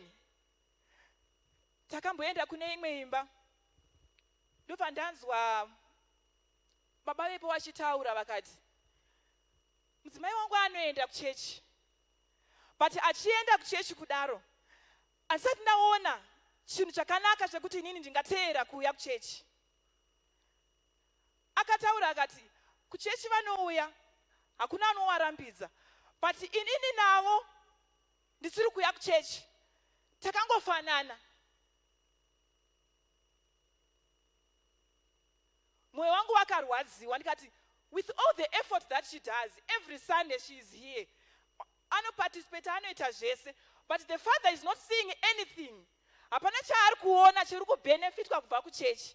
In other words, munhu uyu pamwe vari kutaura kuti pamwe character yake haisati yanatswa, haisati yabikwa zvekuti munhu ari kuratidza kuti munhu ari kunamata, munhu ari kutevera Mwari. Ndobva ndazvifunga ndikati, how many of us are like that? Pamwe pacho neusingambozvizivi. Muzita raJesu, hallelujah. Pamwe pacho vana vaMwari, ma-routines haana kuipa, ma-activities haana kuipa, akanaka kuti tiite. But tinacho chatinofanira kuti kana tauya kuchechi, amen. Chatinofanira kuziva kuti kwandiri kufambira kuenda kuchechi, I am going to meet the Lord. Chauri kuti pandiri kuzvilebhula kuti I am a Christian, ngazvionekwe kunyange neari kunze. Shoko raMwari rinoti tiri munyu wenyika. Amen. But pamwe pacho we have lost our saltiness. Nekuti tiri kurarama sezviri kungoita vari kunze uko. Amen. Mandiri hamuna chidokwa doko chekuti I want to be Christ-like. I want to be Christ-like. Ndoda kufamba saJesu. Ndoda kutevera mirayiro yake. Pamwe pacho maKristu we have deviated and became men pleasers instead of being God chasers. Amen. Takuda kufadza vanhu. Takuda ku-acknowledgewa nevatiinavo. Kudarika kutsvaga Mwari, kudokwairira Mwari. What are the things that you concentrate on? Ndezvipi zvinhu zvaunopa focus, zvaunoitira effort? Amen. Ingozvifunga, ugozvitarisa, ugozvimezha, ugona kuti inini ndakanyatsomira papi naMwari. Hallelujah. Muzita raJesu, hallelujah. Paya panenge pachinzi vanhu ngatitsanye. Haisiri nyaya yekuda kurwadzisa munhu kuti munhu akaswera nenzara akarwadziwa. Inyaya yekuti paya paunenge uchinzwa kuti muviri wangu wakurwadziwa waane nzara, pfungwa dzako dzinoita activated kuti pandiri kuzvinyima chikafu, I want to get closer to God. I want to draw nearer to God. But kangani kekuti fasting inodaidzirwa, pamwe pacho wogona kuzvirerutsira wozvinzwira tsitsi. What today I'm not participating. But pamwe pacho pazviri kuitirwa, inyaya yekungona kunguti ngatingoswederai pedyo naMwari. Pamwe pacho we don't even find the time. Kana kuti hauwani encouragement yekuti ndiri ndega I can do it. Saka patinozviita paya as a group, it's a way of encouraging. Kuti pari kutsanyawo vamwe neniwo I'm part of it. Amen. Inyaya yekuti iwewe uswedere kuna Mwari. Muzita raJesu, hallelujah. Ndaitaura nevamwe madzimai. Ndobva ndavabvunza ndikati, kone mhaka yei musingauyi kumakempi? Nemhaka yei musingambouyi kuchina? Nemhaka yei musingamboparticipate mune zvimwe zvinhu zvinoitwa? Hatisatambokuonai kumadzimai, but Sunday munouya. Chikanzi, imhaka yekuti pamwe pacho tikazvitarisa, unongoona kuti handikwani. Unongoona kuti kuti ndisvike kumission house, mufundisi vanotyisa kana kuti mai mufundisi vanotyisa. Unongoona kuti pamwe pacho pane rimwe group, I cannot fit. Ndobva ndazvifunga ndikasaka this person is failing to serve God. Nemhaka yekuti ane mastandards aari kutarisa kuti aripo, inini handikwani. Saka naizvozvo handichatoiti zvandiri kufanira kuitira Mwari. Hallelujah. Pamwe pacho isusu maziso edu vanhu nekutaura kwedu kuri kudzinga vanhu kubva muchechi, kuri kutadzisa vamwe vanhu vanga vachifanira kuda Mwari. Tuma-associations netumwe tuma-group netumwe tuhukama tunoitwa muchechi turi kutadzisa mumwe munhu kuti agare muchechi. Hallelujah. Handiziva hangu kuna nababa, but ndinoziva kuti kumadzimai izvo zvakadaro zvinoitika. Pane vamwe vanhu vekuti ukavaona unofunga kuti pamwe vakazvarwa pamwe chete, vane tuhukama twavo twavanopa vachibvisa vamwe vanhu. Ndomwe munhu paanozofila kuti saka inini ndinokwana papi pakati pevanhu ava. That person was supposed to come kuti auye kuchechi, auye kuzonamata, asangane naMwari, but ari kufila kuti I cannot fit. Muzita raJesu, hallelujah. Ari kunzwa kuti pakati pevanhu ava handikwani. Pamwe pacho ari kungoshayiwa munhu anomubata ruoko kuti makadii henyu, munonzi mai ana handisati ndambotaura nemi, handikuzivei. Kuti munhu azonzi akuda Mwari kunge atombouya kuchechi, ozosangana neshoko rinomushandura.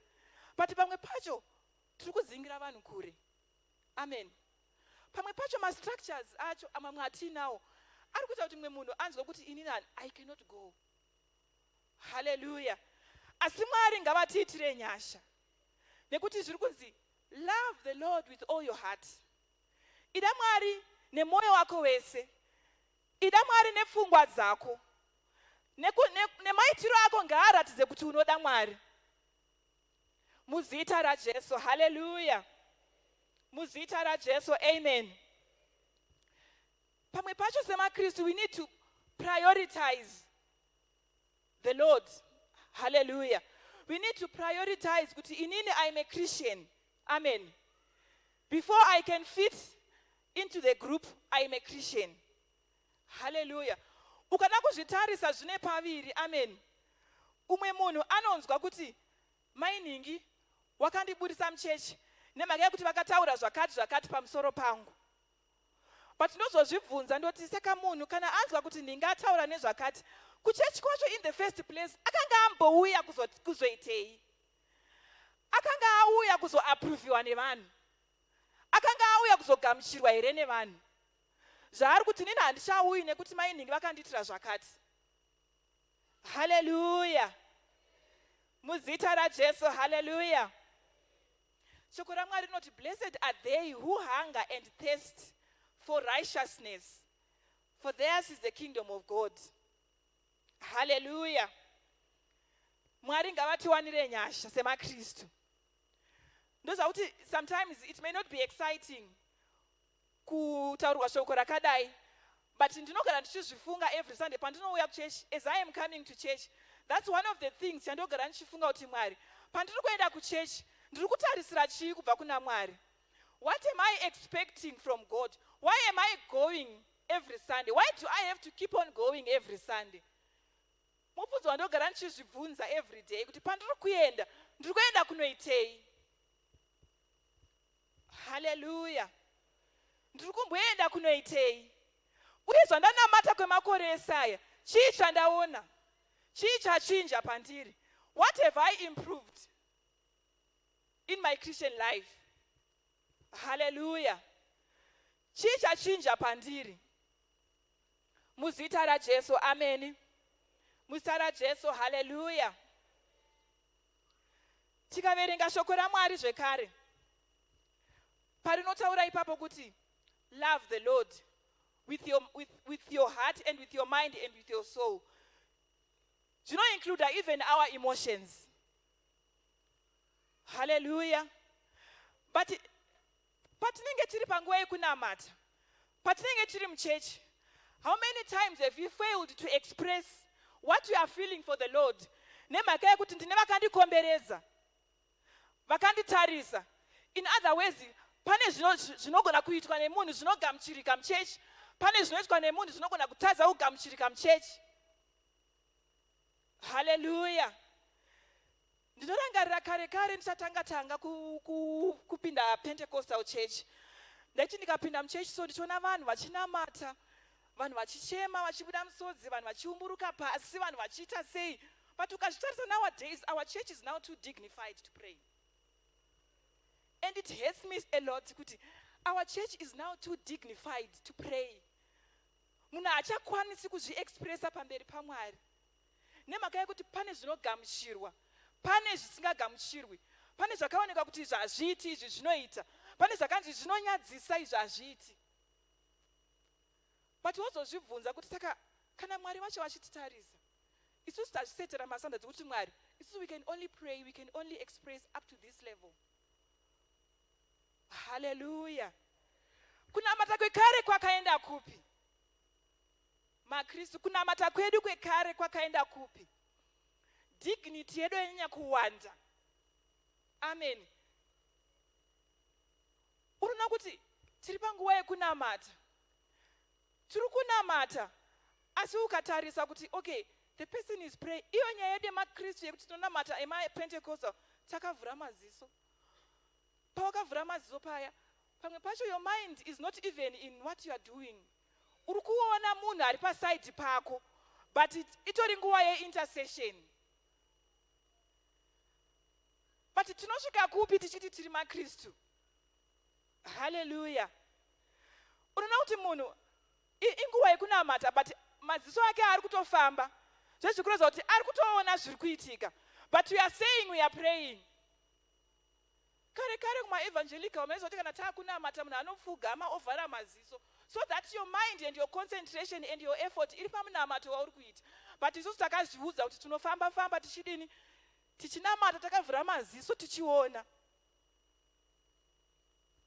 Hallelujah.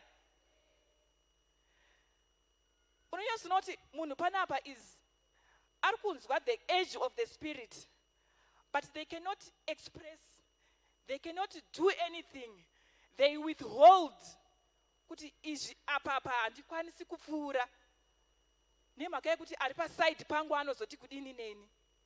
But tiri kuti tauya kuzosangana naMwari, ndio imba yacho, ndio nguva yacho, ndio nzvimbo yacho yekusangana naMwari. Saka zvikasaitirwa muno muchechi zvichanoitirwa kupi? Hallelujah. Patiri kuti namata kuna Mwari, chema kuna Mwari. Ndaisekeswa nemwe munhu zvikanzi tsongera chimba songe kuti ndinosimudza maoko pamberi paMwari ndinopfugama, but hauoni kana mumwe chete anenge akapfugama, hauoni kana mumwe chete anenge akasimudza ruoko rwacho. But you are saying Mwari ndinosimudza maoko angu pamberi penyu, kuimba chete kwemuromo kwemazwi. Kunamata kwedu semaKristu, are we not compromising? Nekuda kwokuti ndio zvinogamuchirwa kana kuti ndio zvinoita. Hallelujah. Are we not quenching the Holy Spirit? Are we not quenching the... Hatisi kutadzisa mweya mutsva nekufamba here muchechi, nekuda pamwe pacho kwezvinzvimbo zvedu kana kwedignity yedu kana kwezvigaro zvedu. Hatisi kutadzisa here kuti mweya mutsva vaite zvavanoda kuita mukati meupenyu hwemunhu.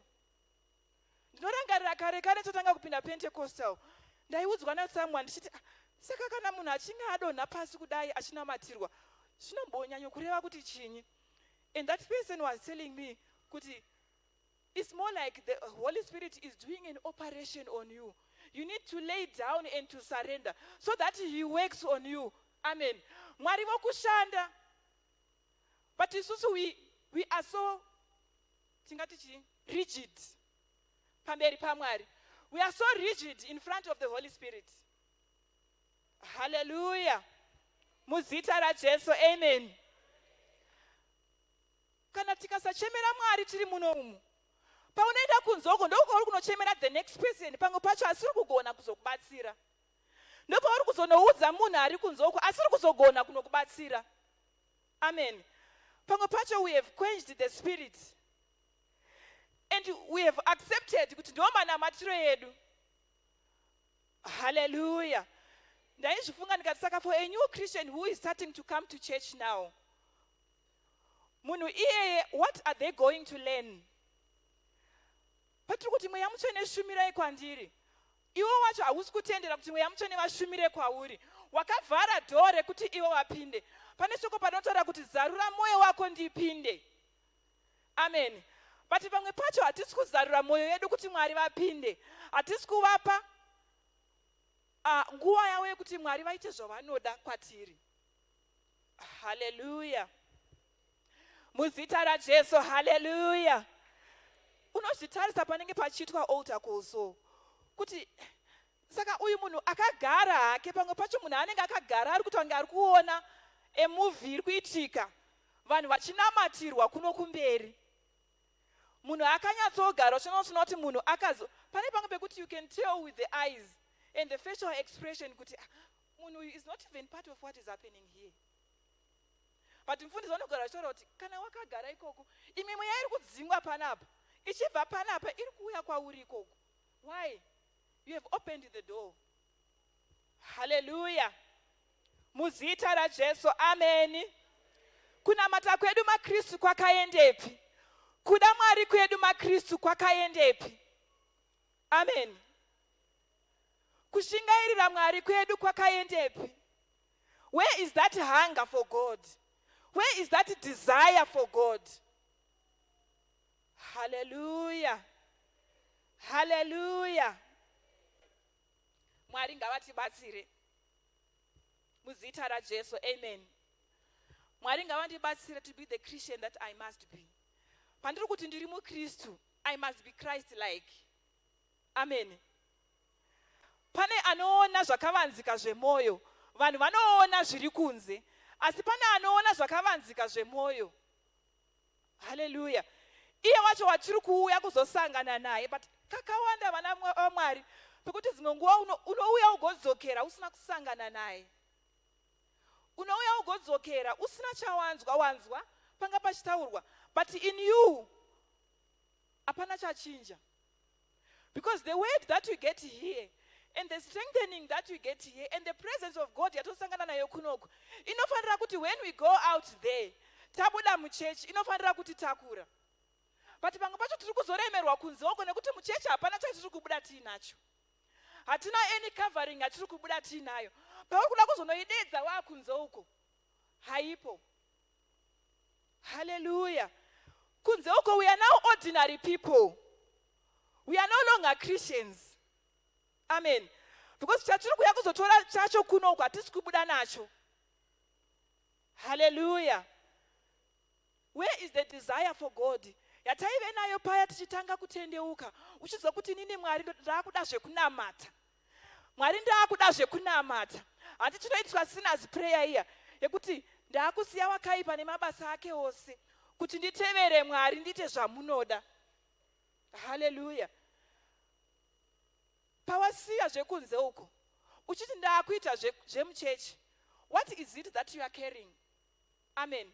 Chii chawakatakura chauri kuti ichi ndo chawo chandavaonacho zvandave muKristu. Besides being a church member. Hallelujah. Muzita raJesu, hallelujah. Ndinotenda kuti Mwari vanotiwanira nyasha. Amen. Ndinotenda kuti Mwari vanoti ndine hanya nemumwe namumwe wedu. Amen. Asi isusu ngativeiwo nehanya naye Mwari. Hallelujah. Ngativeiwo nehanya naye Jesu. Amen. Pamwe pacho pandiri kuzodaidza Jesu, ndiri kumudaidza but we are far apart. Hallelujah. Muzita raJesu, amen. Pamwe pacho ndinombofunga kuti is it Pentecostalism inotiita kuti tidaro? Kana kuti ndo manamatiro akuita vanhu vese? Handizivi. Hallelujah. But ndinofunga kuti if we all have a desire and a thirst for God, amen, hakuna unoudzwa kuti yave nguva yekunamata. Amen. Hakuna unoseterwa kunzi yanguva yekunamata. Pane chimwe chinhu chinondirwadza chekuti munhu wauya kuchechi wati uri kuya kuzonamata. Vanhu vari kunamata vari muchechi, but umwe aripo pachechi, but aripo panze apo ane zvaari kutoitawo ipapo. Wozozvibvunza kuti saka munhu uyu ambovingeiko? Amboya kuzoitei? Hallelujah. Where is that desire for God? Amen. Pane song imwe yataiimba kare kare yainzi Mwari ndipeiwo mafuta kuti moyo wangu ugare uchipisa. Ndipeiwo mafuta emweya mutsvene kuti moyo wangu ugare uchipisa. But pamwe pacho hatisisina. Hallelujah. Pamwe pacho hatisisina. Muzita raJesu, amen. Tikazvitarisa kuti vana vedu vachiri vadiki ava vari kuSunday school nevamwe vaakuita mateenagers vaakukura, ndosvikara ndichizvitarisa kuti do they see the value of being a Christian? Kwete vari muchechi but vari kunze uko vanogona here kunozvimiririra ari kuchikoro kwaari kuti inini I am a Christian. Amen. Ndinofamba mafambiro aya, ndinotenda ichi mune izvi, handitendi mune zvakati. Amen. Vana vedu ava vanoda kudzidza kubva kwatiri. Amen. Ngativepe dzidziso yakanaka. Hallelujah. Vana vedu ngavagone kuona kuti kana mumba medu zvinhu zvisina kutimirira zvakanaka, we pray zvinhu zvoita zvakanaka. Amen. But kana inini wacho ndisiri kurarama saizvozvo, mwana wangu anodzidza chinyi kubva kwandiri? Uye kana akasadzidza kubva kwandiri, inini ndiri kuzviti ndiri muKristu, achadzidza kubva kuna ani? Hallelujah. Hanzi vakaropafadzwa vane nzara nenyota. Hallelujah. munoziva kuti pari kunzi vane nzara nenyota. Kana nzara nenyota yayo iyoyo yavepo, waakuita pesu kuti I must satisfy it. Ukatanga kuswedera pana Mwari, ivo vanotanga kuswedera pedyo newe. Pane vhesi inodaro kuti swederai kwandiri, ini ndigoswedera kwamuri. Hallelujah. Kana achinge aswedera kwauri, you can start to feel it. Amen. Unotanga kunzwa kuti Mwari vari pano. Hallelujah. Muzita raJesu, amen. Kana uchinge uine chidokwa ichocho, kunze uko you don't need any eyes to be looking at you kuti iwe uri kuitei nhasi. Amen. Unofamba nekurarama semuKristu kusina ari kukuona. Hallelujah. Ngatiregerei kufarira kuti vari kunze uko vandizive kuti ndiri muKristu. Asi iwewe uchizviziva kuti paukristu hwangu pane pamwe pandisiri kusvika. Pane pamwe pandisiri kuita zvakanaka. Hallelujah. Paya patinonzwa kuti tiri kuremerwa. Amen. When you have that relationship with God, when you go before him, ukanamata, unofanira kunzwa kureruka. Hallelujah. Unofanira kunzwa kureruka. Pane scripture inonditira zvakanaka iri muna Samuel. Zvinonzi Hana paainamata achienda kutemberi, achigara achienda kuShilo. Achigara achienda kuShilo. Pane gore raakazoenda akanochema pamberi paMwari. Hanzi zvinonzi muprista akamuona, akaona sekuti munhu uyu akadhakwa, akabvunza kuti wadhakwa newaini here? Iye akati kwete, ndiri mukadzi ane shungu pamwoyo. Hallelujah. Ndiri mudzimai ane shungu pamwoyo. Amen. In other words, vakamuona, they despised her. Vakati wadhakwa. Asi iye akati kwete, ndine shungu dziri pamwoyo. Amen. That hunger yaaive nayo, that desire yaaive nayo kuti inini Mwari shungu dzangu sanganai nadzo. Zvinonzi muprista akataura kuti Mwari ngavakuitire sezvauri kukumbira. Hanzi paakanzwa shoko iroro kubva kuna Eli, paakazodzokera kumba kwake, hanzi her countenance changed. Chiso chake chakatanga kushanduka. Akatanga kuwana mufaro. Tikaverenga previously the story of Hannah, zvinonzi aigara achichemedzwa naPenina. But hanzi the moment she heard that word, raakanzwa kuti Mwari ngavakuitire sezvauri kukumbira, vazadzise shungu idzodzo, zvinonzi upenyu hwake hwakachinja. Her countenance was no more sad. Ndozvinotaura shoko raMwari. Hallelujah. Hanzi chiso chake chakatanga kufaranuka. Kuchema kwake kwese kwakapera. Nemhaka yei akanga adurura shungu dzake pamberi paMwari. Mwari vakasangana neshungu dzake. Pamwe pacho Mwari havadi kuona our faces. God needs to see our heart. God needs to act upon what our heart is saying. But pamwe pacho we go before the Lord and we present our physical bodies pamberi paMwari. Hallelujah. We present ourselves pamberi pevanhu. Tokangana kupresenta moyo yedu pamberi paMwari. Tokangana kupresenta shungu dzedu pamberi paMwari. Zvinonzi Mwari vanoona shungu dziri pamoyo. Hallelujah. Mwari havaoni zvawakapfeka. Vanhu ndio vanoona zvawakapfeka. Muzita raJesu. Hallelujah. Ndinotenda kuti Mwari vanotiitira zvakanaka. Hallelujah.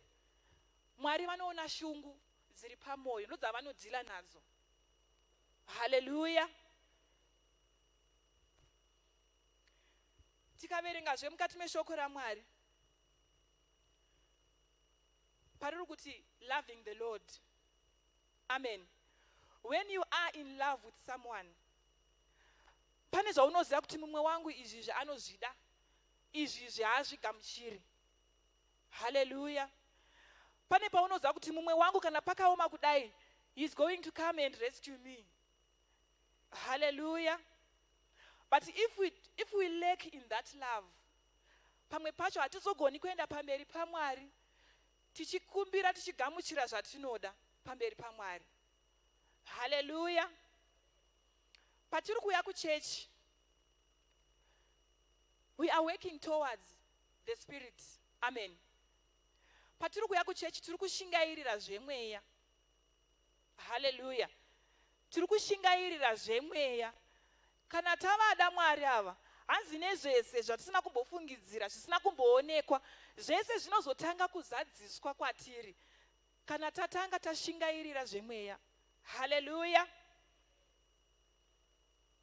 Muzita raJesu, amen. I know it may be a difficult or a hard sermon to preach, but ndinongofunga kuti pamwe pacho vamwe vaunozonzwa kuti inini I have prayed for so many years, I've been a Christian so many years, asiko zvino handichazvidi zvekunamata. Pamwe pacho mhaka yekuti haana kumbozosvika that level yekuti iye ane ukama hwake naMwari. Paakaenda kuchechi aive nema-expectations mamwe aakanga ainawo which were not met. Akazowana a frustration yekuti zvandaenda kuchechi handina kuona zvandaendera. Haleluya. Ndipo unozoona kuti ende chinorwadza kuti munhu akambonamata kana kuti akamboya kuchechi akazobuda muchechi paanodzokera kunze uko anonoita zvimwe zvinhu zvinorwadza. They become so wild. They become so difficult. Hallelujah. Asi chechi Mwari ngavatiwanire nyasha kuti kana iri chechi yanhasi, amen, kana iri chechi yanhasi tiri kuti ndauya kuzosangana naMwari, tiri kuti kunze uko kumba kwangu ndinorarama semuKristu here. Hallelujah. Kumba kwangu ndinorarama semunhu akaita sei. Amen. Ndinofarira songo yaye kuti hanzi nyika yose ngaizive, mhuri yangu ngaizive, vana vangu ngavazive. Ndakanzwa achimba mwe Musa achiti vana vangu ngavazive kuti ndiri mweya. Ndikati akomana vana vacho vanouya rini? Asi ari kuimba kuti hanzi vana vangu ngavazive kuti ndiri mweya. Hallelujah. It's so easy to say it because I'm a Christian, but it's so difficult to live like one. Amen. Zvinorema kurarama semuKristu. Amen. Hanzi vana vangu ngavazive kuti ndiri mweya. Hallelujah. Ndinotenda kuti Mwari vanotitira zvakanaka. Amen. Nekuti patinenge tichifamba paya Mwari havadi kuti tilose focus yedu pamberi pavo. Jesu pavakanga vaakudzokera vafa pamuchinjikwa, when he ascended into heaven, before he ascended into heaven, vakataurira vadzidzi vavo nevamwe vese vavaifamba navo zvikanzi, tarry ye in Jerusalem until you receive the gift of the Spirit. Amen. Zvakanzi naJesu, inini ndava kuenda asi handikusiyei muri mega, asi mirirai mweya mutsvene kusvika vaburuka. Amen. Kureva kuti kana inini zvandaenda, you cannot operate on your own. You can only operate tichifamba mafambiro atanga tichiita kana ivo mweya mutsvene vauya. Amen. Ndinotenda kuti madisciples pavakasara, they were not told how long it was going to take until the Holy Spirit was going to come. Asi vakangonzi mirirai muri muJerusarema kusvika mweya mutsvene vauya. Hallelujah. Imagine kuti vanga vachifamba naJesu, vatiri kuti vanoona zvakavanzika zvemwoyo yedu. Munhu uya aenda, waakuchifanira kusara uchirarama sezvaanga achiita pasina anokuona. Ndinotenda kuti zuva nezuva vaishingairira kuti Mwari paanouya mweya mutsvene anofanira kundiwana ndichiri in the right state andakasiyiwa naJesu ndiri. Hallelujah. Mweya mutsvene anofanira kundiwana ndiri in the state that Jesus left me. Zvinonzi vakamirira in the upper room vachiungana, and they were fellowshipping and they were praying, vachidzidzisana, vakamirira kuti mweya mutsvene vachauya kuzogara pakati pedu. Hallelujah. But dai kuri kuti vari vanhu vainamata nekuda kwokuti vaionekwa nemumwe munhu, umwe aigona kungoti inini ndaakusiya Jesu haasisipo, ndaakudzokera kwandakabva. But zvinonzi vakanzi unganai mugomirira kusvika mweya mutsvene vauya. Hallelujah. Kureva kuti zviri kunze zvese izvo zvinozotevera, asi chinotanga mweya. Hallelujah. Chinotanga kuda Mwari muzita raJesu. Those people, they waited. Hanzi zvinonzi vakanga vakawanda, and the number of them kept on increasing and increasing. Amen. zvavaiita zvaionekwa nevari kunze vachiti I want to go and join those people. Jesu wasisipo. Asi zvinonzi vaivaona vaiti I want to go and join. Tanzwa kunzi vari kumirira mweya ari kuuya. Ndakuenda kunovajoina. I want now to live like those people. Muzita raJesu, amen. Patiri kutaura about evangelism. Isusu vacho tikagona kuda Mwari, tikagona kuva nedesire yekuda Mwari, vazhinji vanouya kuzonamata. Amen. Vazhinji vanotanga kuti ndinoda kumbotevera ndinoona kuti kunei kwavari kuenda.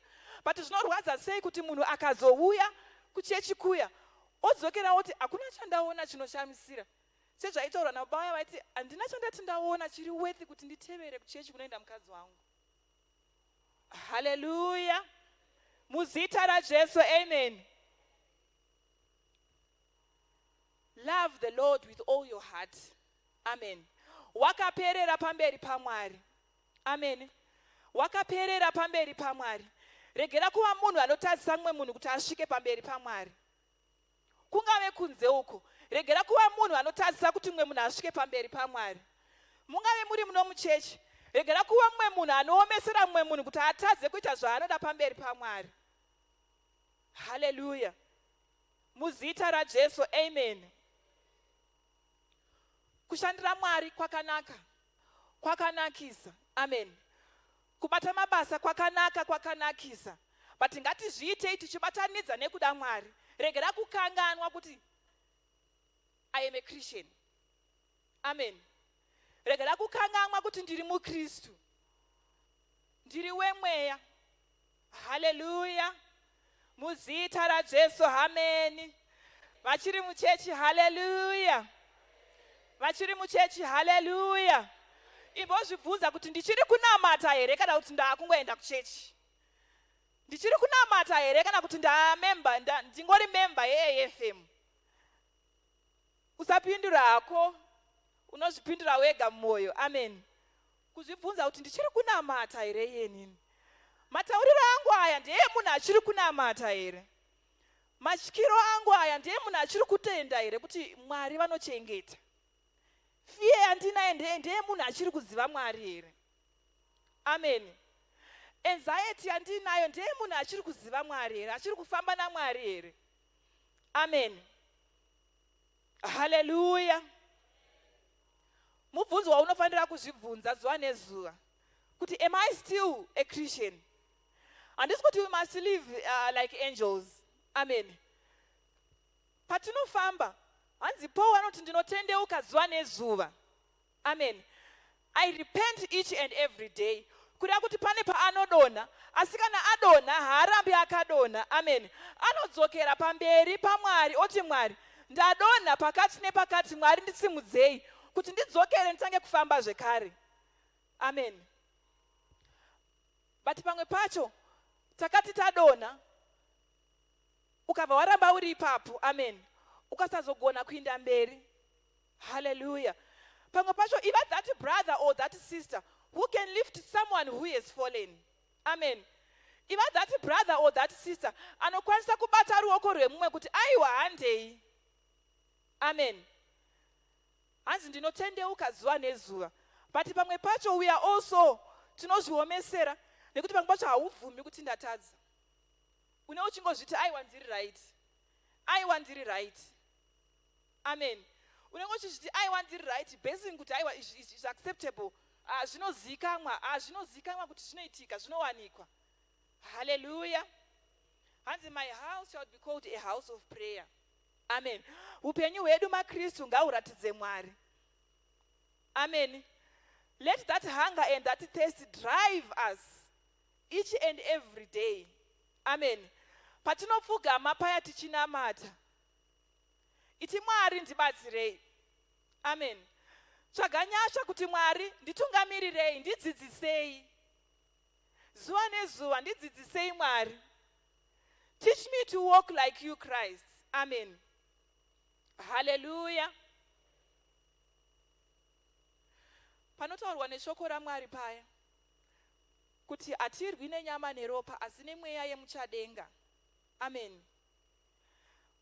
Mweya yemuchadenga iyoyo inoda munhu ari padyo naMwari kuti agone kurwa nayo achiikunda. Hallelujah.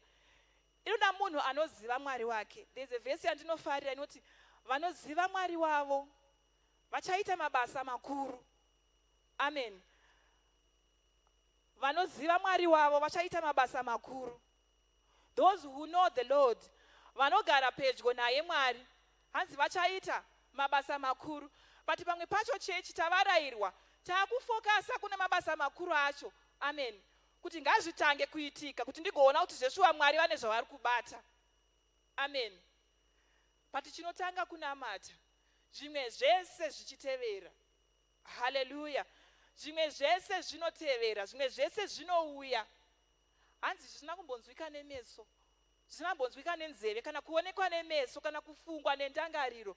Mwari ndozvaakatotigadzirira. But akangomirira kuti we must love him. Amen.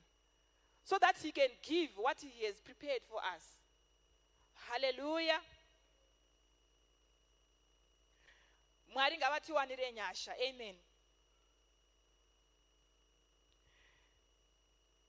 Pamwe pacho, let us not fear people. Amen. Pauri kuuya, pauri kurarama, usatye vanhu. Amen. Usatye vanhu kuti vanhu vakandiona ndichidai vanofunge ineni. Amen. Itya Mwari kuti Mwari akandiona ndichidai anofunge ineni. Amen. Pane zvizhinji zvatakaita zvatinonyatsoziva kuti izvi Mwari will not accept. But takangozvitora tikati as long as people accepted, zvakaringana. Hallelujah. As long as vanhu vachizviona vachizvitendera, it's acceptable. Amen. SeMaKristu ndinongofunga kuti pane patinofanira kuti wedzerei pakuda Mwari kwedu. Pane patinofanira kuti wedzerei pakutsvaga Mwari. Amen.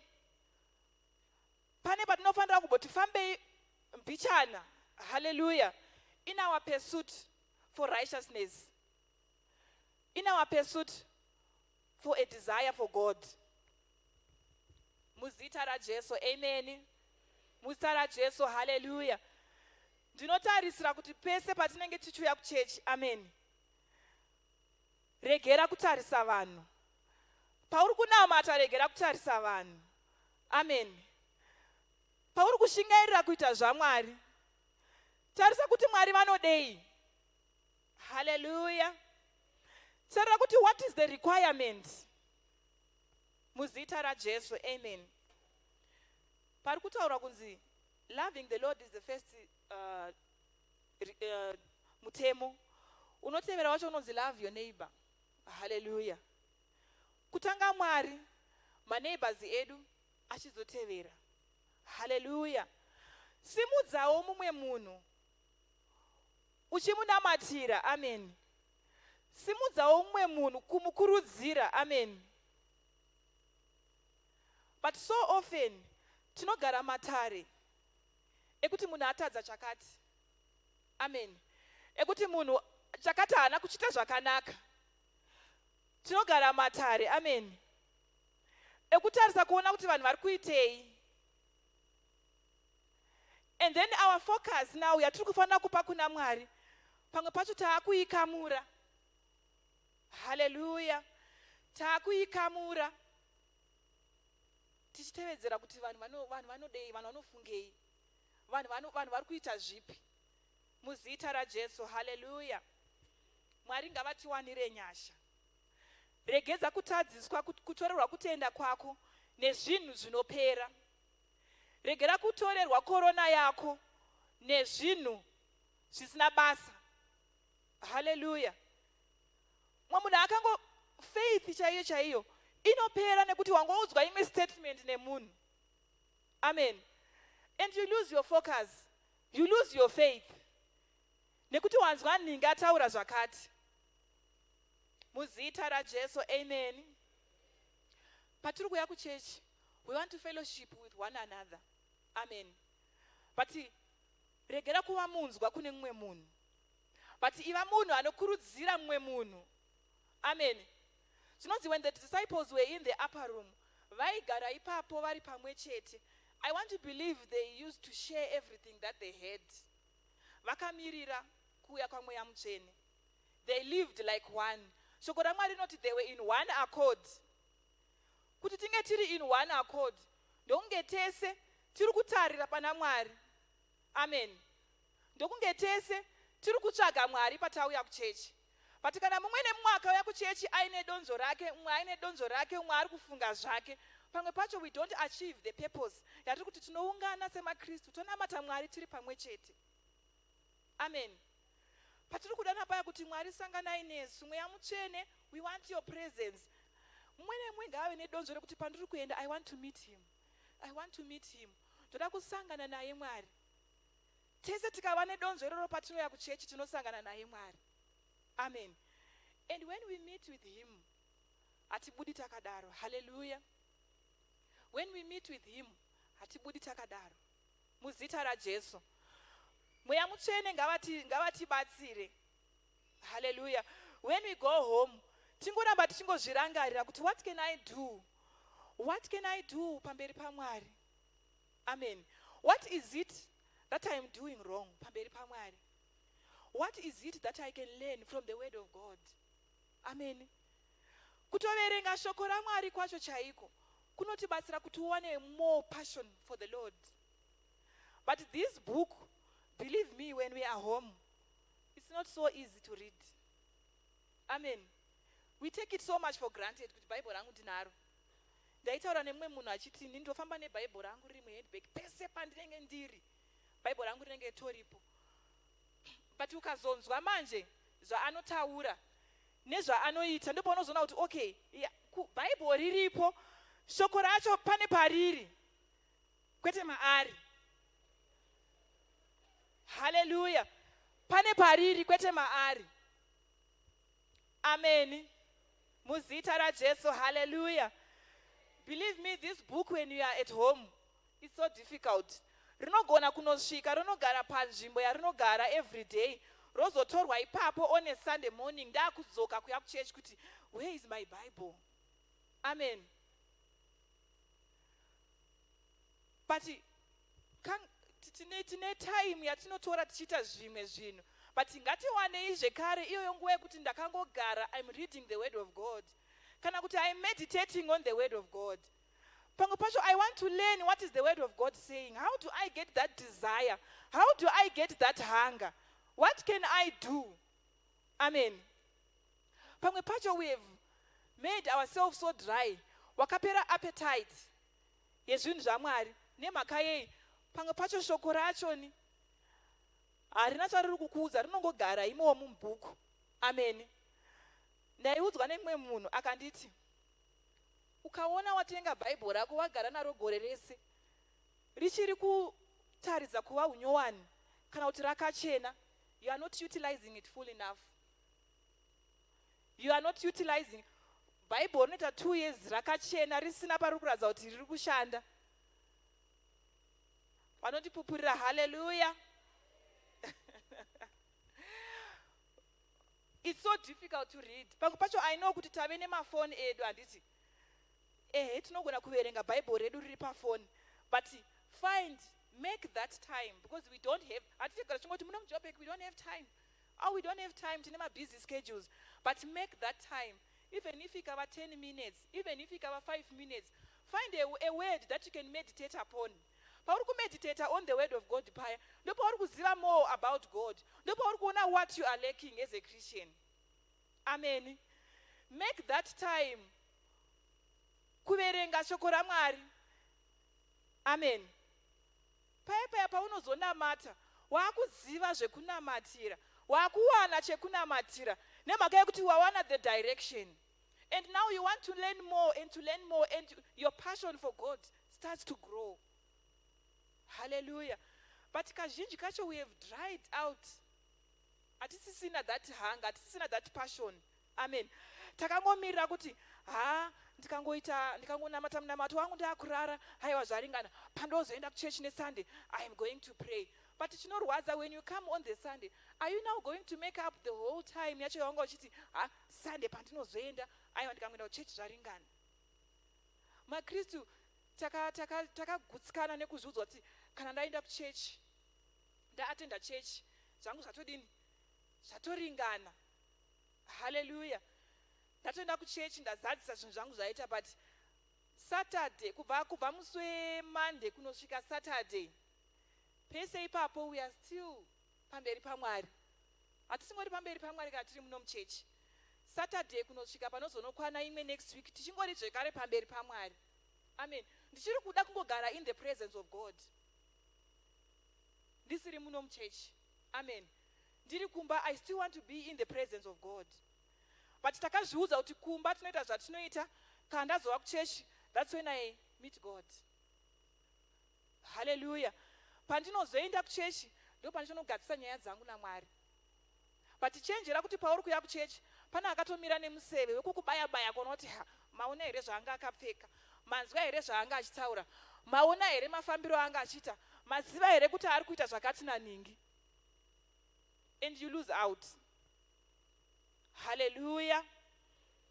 Muzita raJesu, amen. Ndinotenda kuti Mwari vanotiitira zvakanaka. Hallelujah. Handisi kuti chiKristu ngachireme, handisi kuti chiKristu ngachirwadze. Christianity should be your lifestyle. Amen. Haifaniri kukuremera, haifaniri kukuomera, but pamwe pacho inotiremera because we want now people to believe what you want them to believe. Amen. Tine zvinhu zvekuti ndoda kuti nhinge andizive kuti ndoita zvakati, saka chinokuremera because now you are trying to keep up appearances. Amen. You are trying now to act the part yekuva muKristu. But kana uchichirarama as a lifestyle, you don't need to act it. Amen. Uchirarama uri kubasa, you don't need to act it. Amen. Zviri mauri zvinoratidza kubudikira nekunze. Amen. What is in your heart zvinofashukira pacharacter yako. What is in your heart zvinofashukira paspeech yako chaiyo. What is in your heart zvinofashukira even pamapfekero ako, painteraction yako nevanhu. But kana zvisimo manje, you now try to act the part of being a Christian and it will become so difficult. And chiKristu chinokuremera, kurarama kwacho kunokuremera because hazvimo mauri. You want people to believe kuti zvirimo mauri but zvisimo mauri. Hallelujah. Muzita raJesu, amen. If we live Christianity as our lifestyle, haikuremeri. Amen. Kana uchinatsoziva kuti shoko raMwari rinoda izvi neizvi, izvi haribvumidzi, ukazviudza mauri kuti mweya mutsvene ndibatsirei, you live as a Christian in a normal life. Hallelujah. Muzita raJesu, amen. Don't act like a Christian. Live like a Christian. Muzita raJesu, amen. We can only live like a Christian kana zvirimo mauri. Hallelujah. Vachiri muchechi, hallelujah. Vachiri muchechi, hallelujah. Ndikuziva kuti Mother's Day, maybe the mood is not as good, but ndinofunga kuti it's necessary to remind one another. Hallelujah. Ndinofunga kuti it's really necessary kuti pano neapo tingorangarira kuti I'm still a Christian.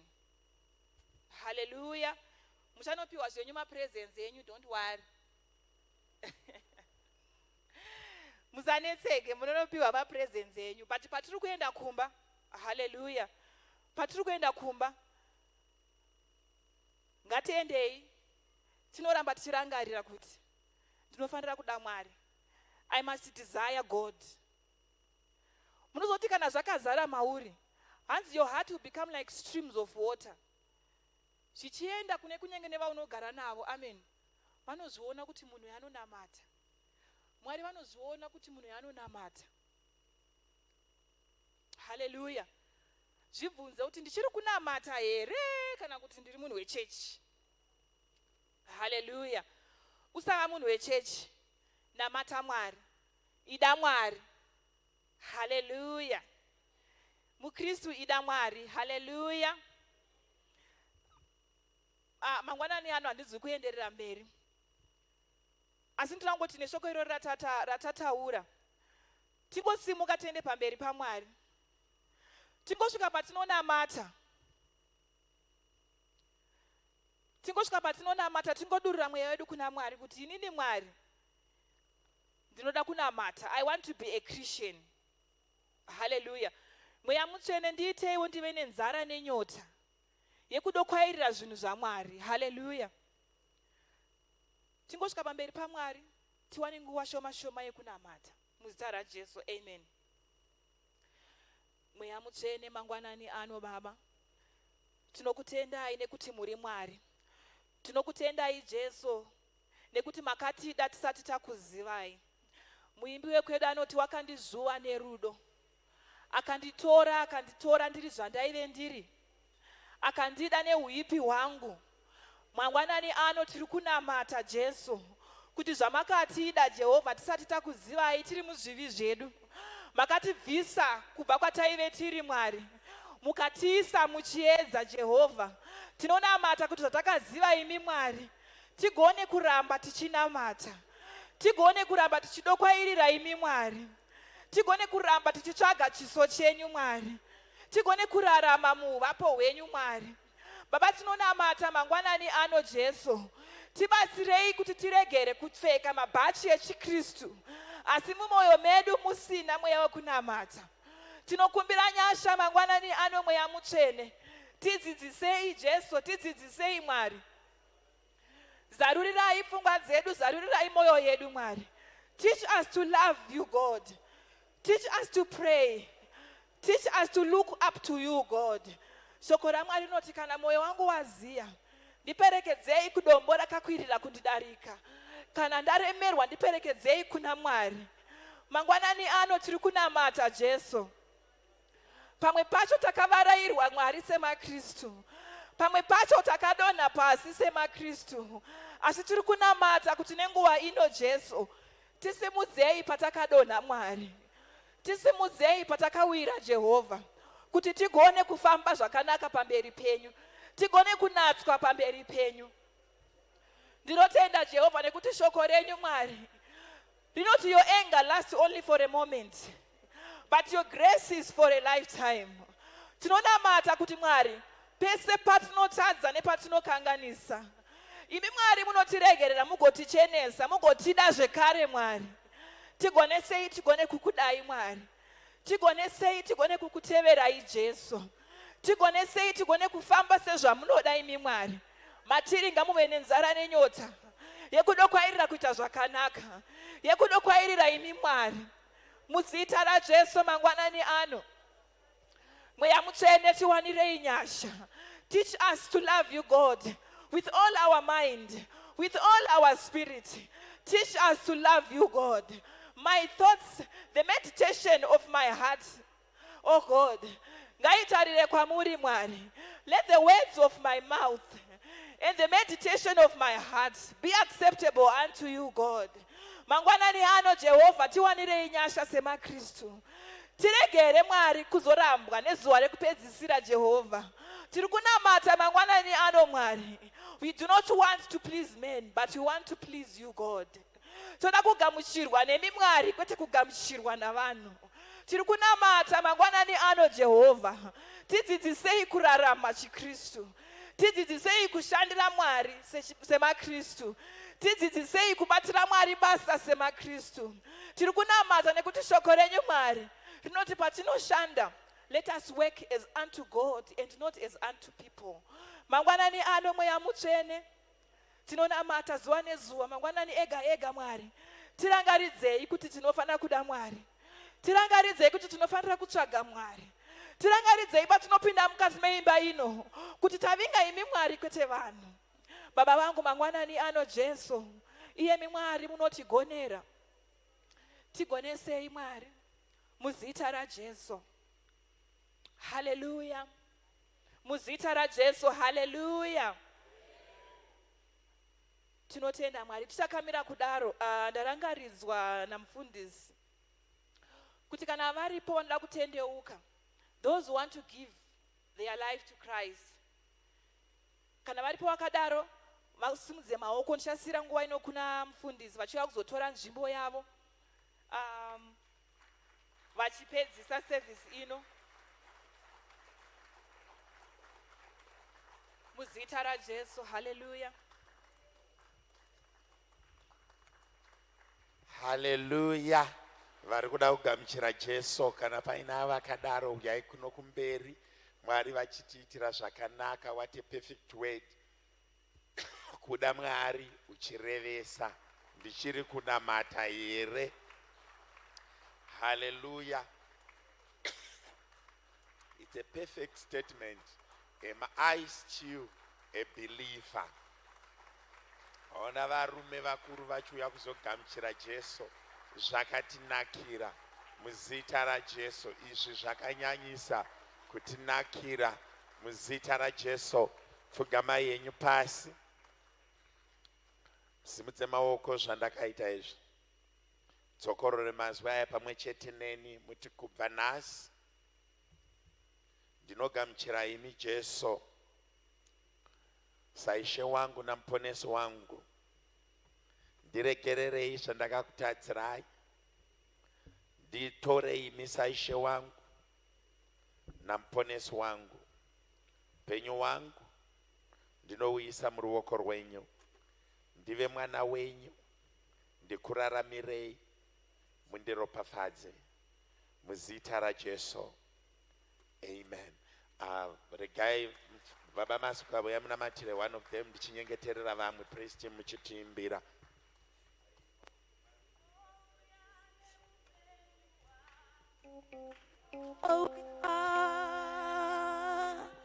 Ndinouya neupenyu wangu, ndinouya neupenyu wangu, ndinouya neupenyu wangu, ndinouya neupenyu wangu, ndinouya neupenyu wangu, ndinouya neupenyu wangu, ndinouya ndisina chasinacho, ndinouya Jesu, ndinouya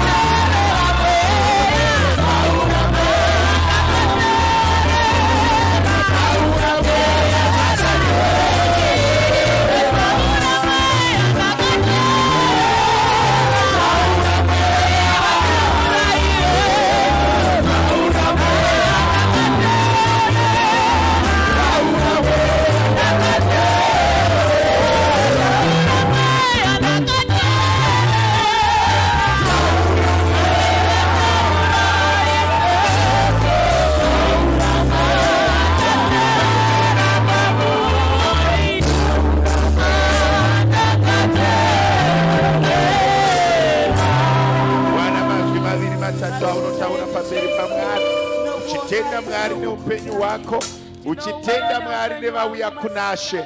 Izwi rako simudza pamberi paMwari, uvatende nevakamuchira Jesu, uvatende neupenyu hwako kuti newewo wakamugamuchira. Mwari ngavatigonere tirambe tiri pamberi pavo. Mweya Mutsvene maita yenyu nevamaudza kubasa renyu, mweya mutsvene maita enyu neupenyu hwatinorarama, kuti isu tinogara mamuri, imi muchigara matiri, uye nekutirangaridza mangusikati ano kuti tichiri kunamata here, kuti nzara nenyota yekuva muri Mwari irege kupera, simba ramakaisa matiri rirege kupera. Maita enyu Mwari neshoko ranhasi, maita enyu Mwari nezuva ranhasi, maita enyu Mwari neshoko ranhasi, maita enyu Mwari nemushumiri wanhasi. Zita renyu ngarirambe richikudzwa, rirambe richibatwa neutsvene, tirambe tichitsvaga chiso chenyu, tirambe tichisimudza zita renyu. Maita enyu Mwari wekudenga, kudzwai, simudzirwai, nekuti muri Mwari, muzita raJesu. Hallelujah. Hallelujah. Maoko mudenga yakayaka. Hanzi zvakakosha kumbozvibvunzwa kuti ndichiri kunamata here. Amen and amen. I'm happy the youth were at the camp, but I'm a bit worried. Avauye kuma Tuesdays or Wednesday consultation. Avauye ku prayer. You know, chiKristu chaakutirera mazuvano, chimwe chacho takachigrounda tiri kuyouth. That's where we got the stamina. I'm not sure what other people's course was, but my course, it was every morning we used to pray. Tiri kuyouth. Every morning taita 1 hour. Mindfulness ndaitopesana nawo mu tennis court, vamwe vachibuda vamwe vachipinda ku prayer. Tichiri youth taienda futi kwataiti ku night hour kunonamata. But the youth today, the hours maybe they pray at home. But unoona weekend during the day, unoona varume nevakadzi vachipinda ku prayer. But ndofunga since we opened this church, ndakasangana nemuyouth ka1 ku prayer. They don't come. Pane mwe musikana wataimbove naye ainzi Kero. I think muningina wamai masimiri. There's a time Kero paaiuya ku church every lunch hour. I think she did that for only 2 months. Vatororwa vaenda. Aiuya every hour.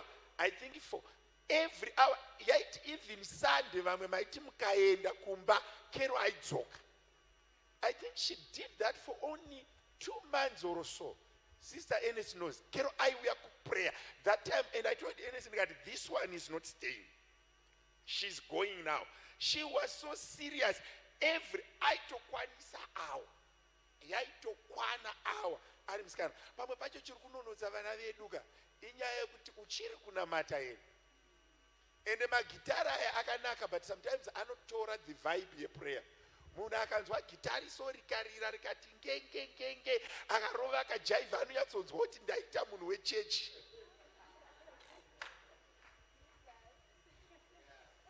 I am telling you this, and I am reminding even Vana Baba, Nana Mai, prayer answers many things. When you are praying, things happen. I check my life as a pastor. If I'm praying hard those days, things happen. If I reduce, things start to reduce as well.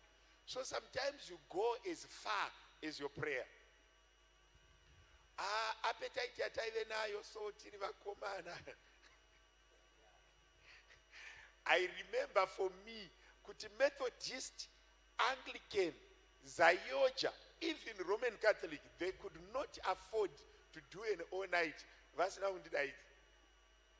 Pane kamwe kavaibi kataifamba nako so kekutonzwa kuti kunamata kuri mandiri. Vakomana nevasikana, prayer is important uri mukomana. Prayer is important uri musikana. Unoroora mamepo. Unoroorwa futi unoroora mamepo, unoroorwa nemamepo kana kuti unochengeta mamepo. Vana mai vanouya kuprayer, vana baba ndosangana navo, but I'm worried neyouth. Even all night prayer chaiko, attendance yeyouth, it's so small. Ku-intercession handitomborevi, hakuna uko kumakuseni uko kune kusina kana 1. handizivi hangu vanobatsirwa neteknoloji. Isusu tanga tisina teknoloji, taida kubatsirwa nemunamato kuti tisvike patasvika. But youth, they are much into technology. Havauye kuprayer. Kandi uko kumakuseni uko morning prayer kune kusina. Ukavakauya vanoungana mumayadhumu vachitaura nyaya. But I'm telling you, ndinofunga kuti youth needs prayer more than vana baba nana mai. Ndozvandofunga kuti mimwe minamato iri kundichengeta nhasi ka ndakaibhenga mazuva andanga ndiri especially mazuva andakaenda kuuniversity. I really think kuti dzimwe motikari dzataakudriva now ka it's a manifestation of the prayers that we, not what we are doing now, but that we banged patanga tiri kuma-form 6. Taimukira kupreya manheru, taimukira kupreya makuseni. Asi youth nana baba nana mai vechidiki, prayer it's a weapon. Ndichiri kunamata here, ndinombonamata mumwe munamato kuti dai Mwari vaitibatsira time yatinogara paWhatsApp nepafacebook iyoyo chete tongoisa kuBible reading, the world will be fine. Ndichiri kunamata here. Pane ana chifarira vanga chitaura zvinhu zvanzi the love that you share.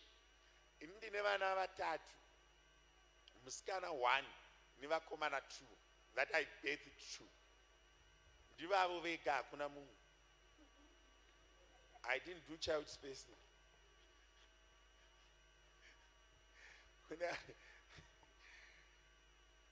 When they eat, that's the greatest joy that I have. Unoona umwe akamira pacheya achigadzira sandwich, umwe achidii. Ndo mufaro wangu, ukaona timiro richidya so ndonyatsonzwa kuti things are in order. Vachirova chikafu.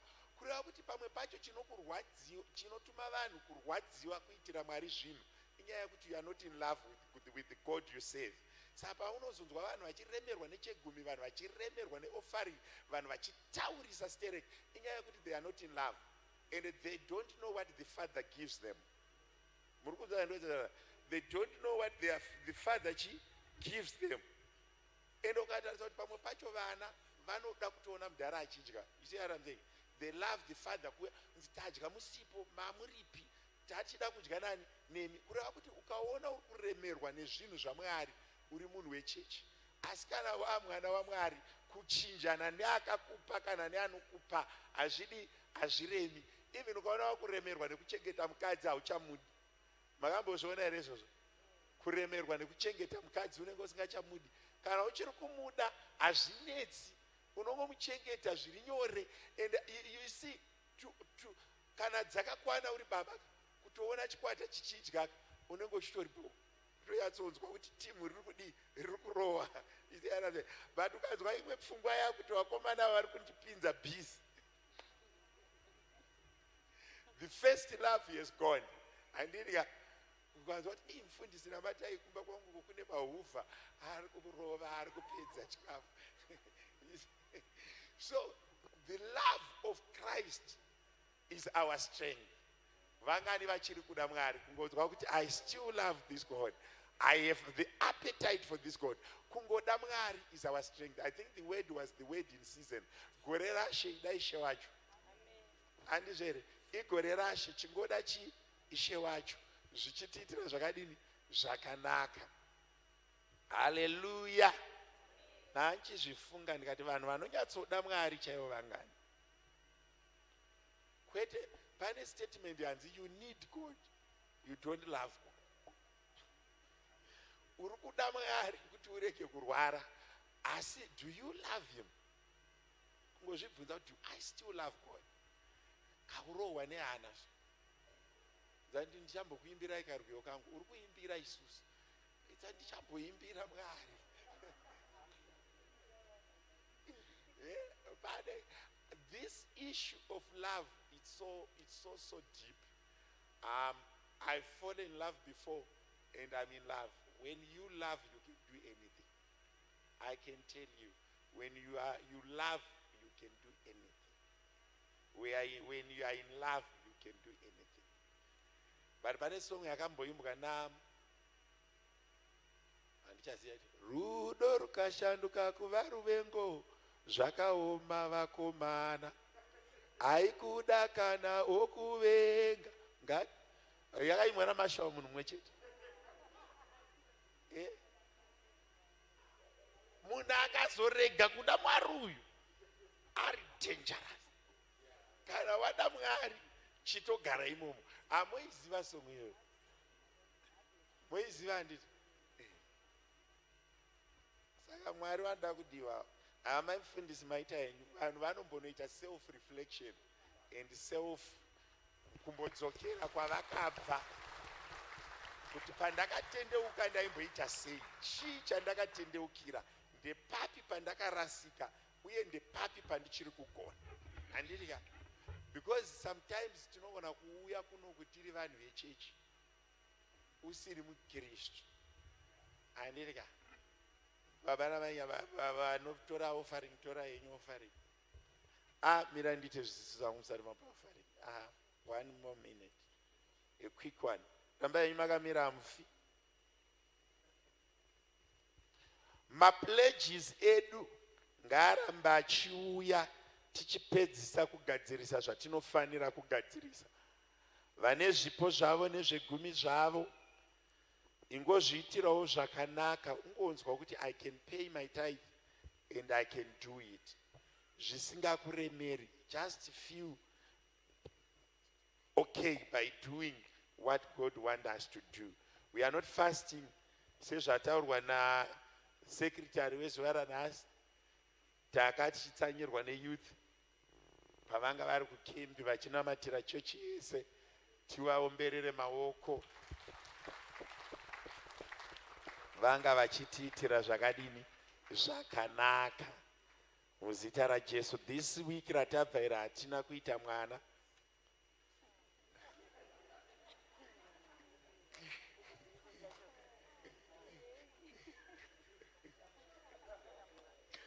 Asi mawiki anotera ndokuvimbisai vari kuuya. We have up to 19 expecting mothers. Saka tiri right. Manzwa here. Pamwe yako haizikanwi nekuti hauna kwawakaitaura. Vakanoudza mbuya kumasowe. Amen and amen. It's so nice. Mumwe munhu ari kuti zvine basa rei? Zvine basa ka we cannot go kumberi kana tisiri kuita vana. Genesis chapter number 1 verse 28.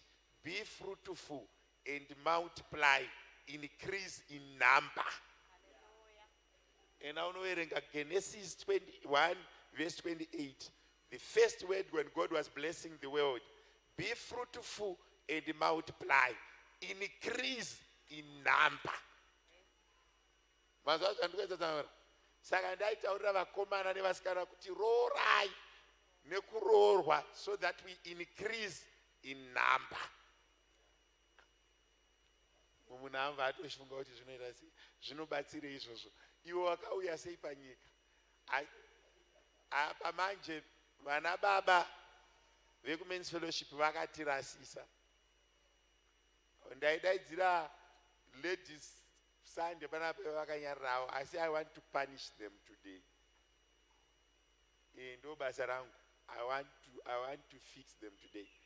Nenchitarisa ma-status ana baba vese, maasi manheru, vana baba vese vari muno nhasi ndimuri kunobika chii? Sapa. Chipo chako nesapa yako. Vana mama anenge asina kubika, you text me. Kana asikadi zvekubika ngaashandise chikwama chake. Asi sapa is saved. Nana baba mungozotibatsira pakusuka ndiro, asi pasapa will save. Andika vana baba, sapa is saved. Nemi tea in breakfast in bed tomorrow. Kana vachienda kubasa, you do inonzi packed breakfast. Unogadzirira chipeki chavo voenda. Vana baba vese maoko mudenga yakayaka. Hakuna anoti handina mari. Kana usina mari, bika zviriko kumba ikoko. Kana uine mari, vatengere chikafu chinonaka. Andika kwete chikafu chete chinonaka. musavabikire mabhonzo nemaguru ndezvenyu. Imimi save them nice food. Anditi vana baba mandinzwa here, patiri kuenda kumba sapa is on daddies. Vana daddy vanenge vachiseva chisapa kusanganisira kumission house. I will be saving them supper today. Ndine ndichibika mukitchen munenge muineni nangati chiprepare ndichimudzidzisa. Andanga achiti vana vangu ngavazive ngatange kuvagadzirira. Handizve here Mwari vachitiitira zvakadini zvakanaka. Ngatitorei offering tozogara pasi. Tikatora offering ngatirege kubuda tichiimbirwa nepraise team tichitora offering. Unzawo chipo chako, zvipo zvenyu. Hanzi sezvatakaita last week, baba Professor Nyabadza vari kuuya ikoko navamasuka vachikudirectai. Vanga vasipo, tarisai mira yenyu ikoko muchadirectwa mauriro kuzopa tichiimbirwa. Uli mwana wa Mulungu, ngakale antu angakunyoze. Uli mwana wa Mulungu iwe.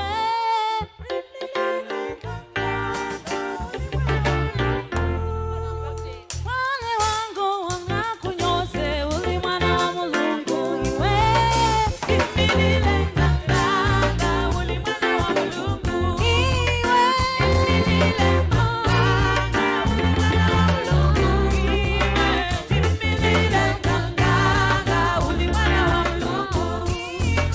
Kimbilile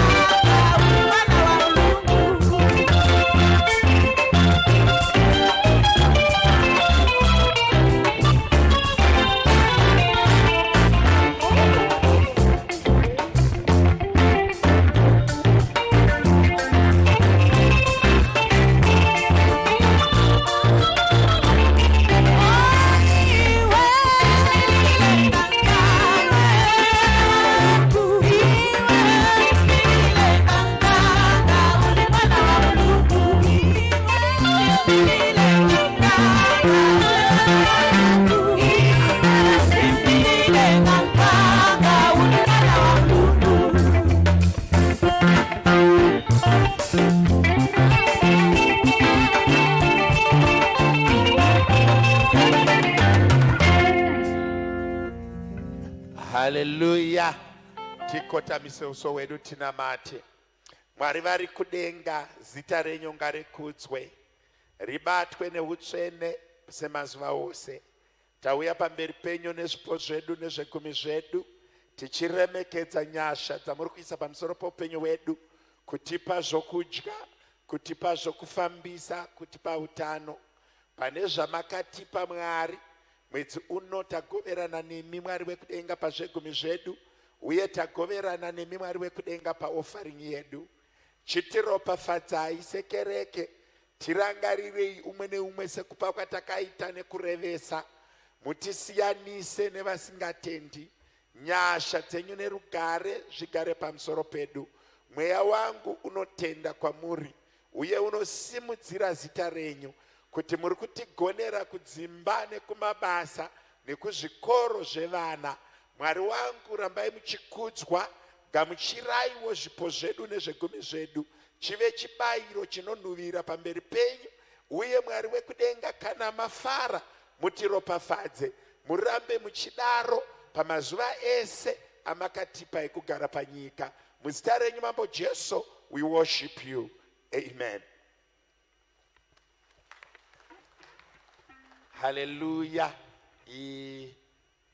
My mfundisi wane one ku ladies department, my secretary wekumadzimai ari abuda.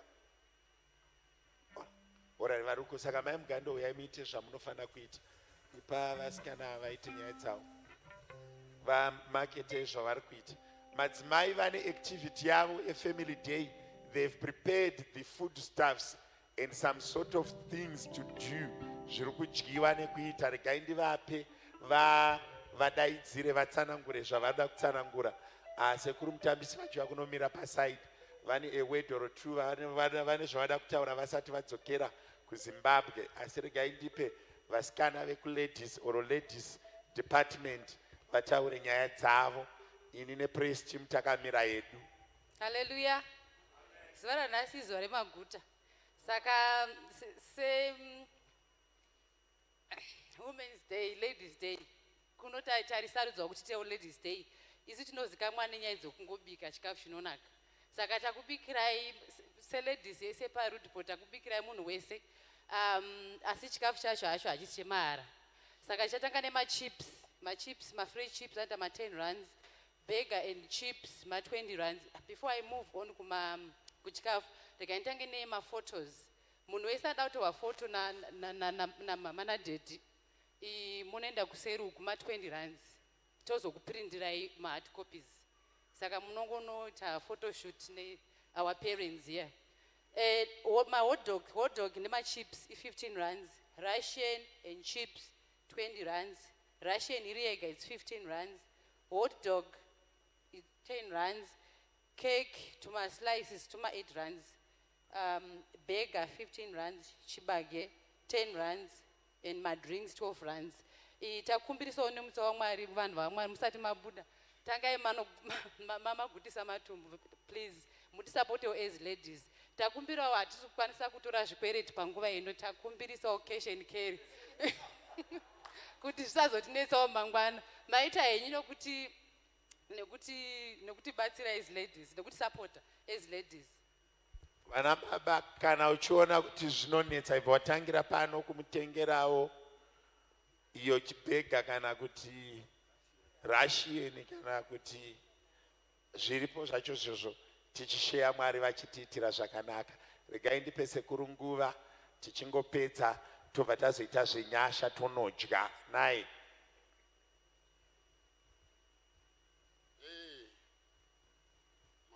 Makadi mose. Ndangoti hangasaririwo panotaura vamwe kudai. Takauya tatova nesondo dzinoita 4 1 month yose, Easter yose tanga tiri kuno. Saka tangoti hatingangoendi chiverevere tisati tambotaurawo nechitachi chiri pano. Ini ndinoda kuti kutanga ndichiti izvo makorokoto vana amai pazuva renyu ranhasi tinokudzai nemabasa amunoita. Tichibva ipapo ndinodazve kuti kutenda basa ramunoita, kususukidza vazodziwa venyu vaviri ava, vana vangu ava, mwanasikana wangu nomwanakomana wangu. Ini ndakapiwa vanakomana vasikana chete, saka uyu ndiye mwanakomana wandakazopiwa navajiriji baba. Saka ndiye mwanakomana nomwanasikana wangu wamuri kususukidza pano. Saka ndinoda kutenda chaizvo chaizvo kuti rambai makadaro isusu tichazenge tichakudzokera zvedu sondo rino parinonopera mumwe musi pachechi inouya tinenge tisi tose. Ndinoda kuti musare zvakanaka, mai vangange vaone zvavanoda kutaura. Ameni chechi. Inini ndiri kungofarawo semudzimai sezvakangoitawo vamwe vangu madzimai vari munomu. Ndinofara zvikuru nekuti ndiri maiwo ndakaitirwa zvakanaka naMwari. Mufaro wangu ndiri kunyanya kufara nebasa riri kuitwa mukati mekereke inoi. Zvinofadza chaizvo. Ndatodzidzawo zvakawanda kubva musi wandakapinda mukati mekereke inoi. Ndakanyanya kuitirwa zvakanaka musi wandakauya ku all night yeladies. Madzimai vakataura ipapo vakandikomborera zvakanyanya. Ndakadzidza. Pandakudzokera kumusha ndichanoudzawo variko zvandakadzidza pano. Kwete kungovaudza asi kutovadzidzisawo zvandakadzidza zvakanaka zviri kuitwa panapa. Saka ndiri kungokutendai mose. Iko zvino tava kurongedzera hedu kuti tichidzokera, asi ndoda kuti musare muine mufaro muchienderera mberi nokuita basa raMwari. Ndoda kungoti mufundisi Jiriji namai Jiriji, Mwari varambe vachikusimudzai, varambe vachikugonesai mubasa ravo ravakakupai kuti muite. Amen. Ngativaombererei maoko vakatikoshera vanhu ivava vanoita kuti kuZimbabwe kurambe kuchinakidza kuenda naye. Vaombererei maoko, Mwari vachitiitira zvakanaka. We love you. Continue to shine. Zvichitiitira zvakanaka. Vakandipawo musikana akanaka. Tigere hedu zvakanaka. Tichiitirwa zvakanaka. Simudzai maoko ndinamate. Baba, ndokutendai kuti muri Mwari. Zita renyu ngarikudzwe ribatwe neutsvene. Zvatakupinda muguta tichinjei. Tive mirazvo yemoto. Varoi vari muguta ngavashaye chekuita nesu. Mabasa akanaka muguta ngaateere upenyu hwedu. Zvakakora zvenyika ino zviwanikwe kudzimba dzedu. Mweya mutsvene isai mufaro nerugare kudzimba dzedu. Tifare, tive nemufaro, tive nenyasha, tive nekuzodza, tive nesimba renyu. Rambai muchitikomborera Mwari zvatakupinda muguta. Shoko ranhasi rigare pamwoyo yedu Mwari. Tirambe tichizviyeuchidza kuti tiri vana venyu, tinorarama sevana venyu, tinogara munyasha dzenyu, muzita nemuropa raJesu. Amen.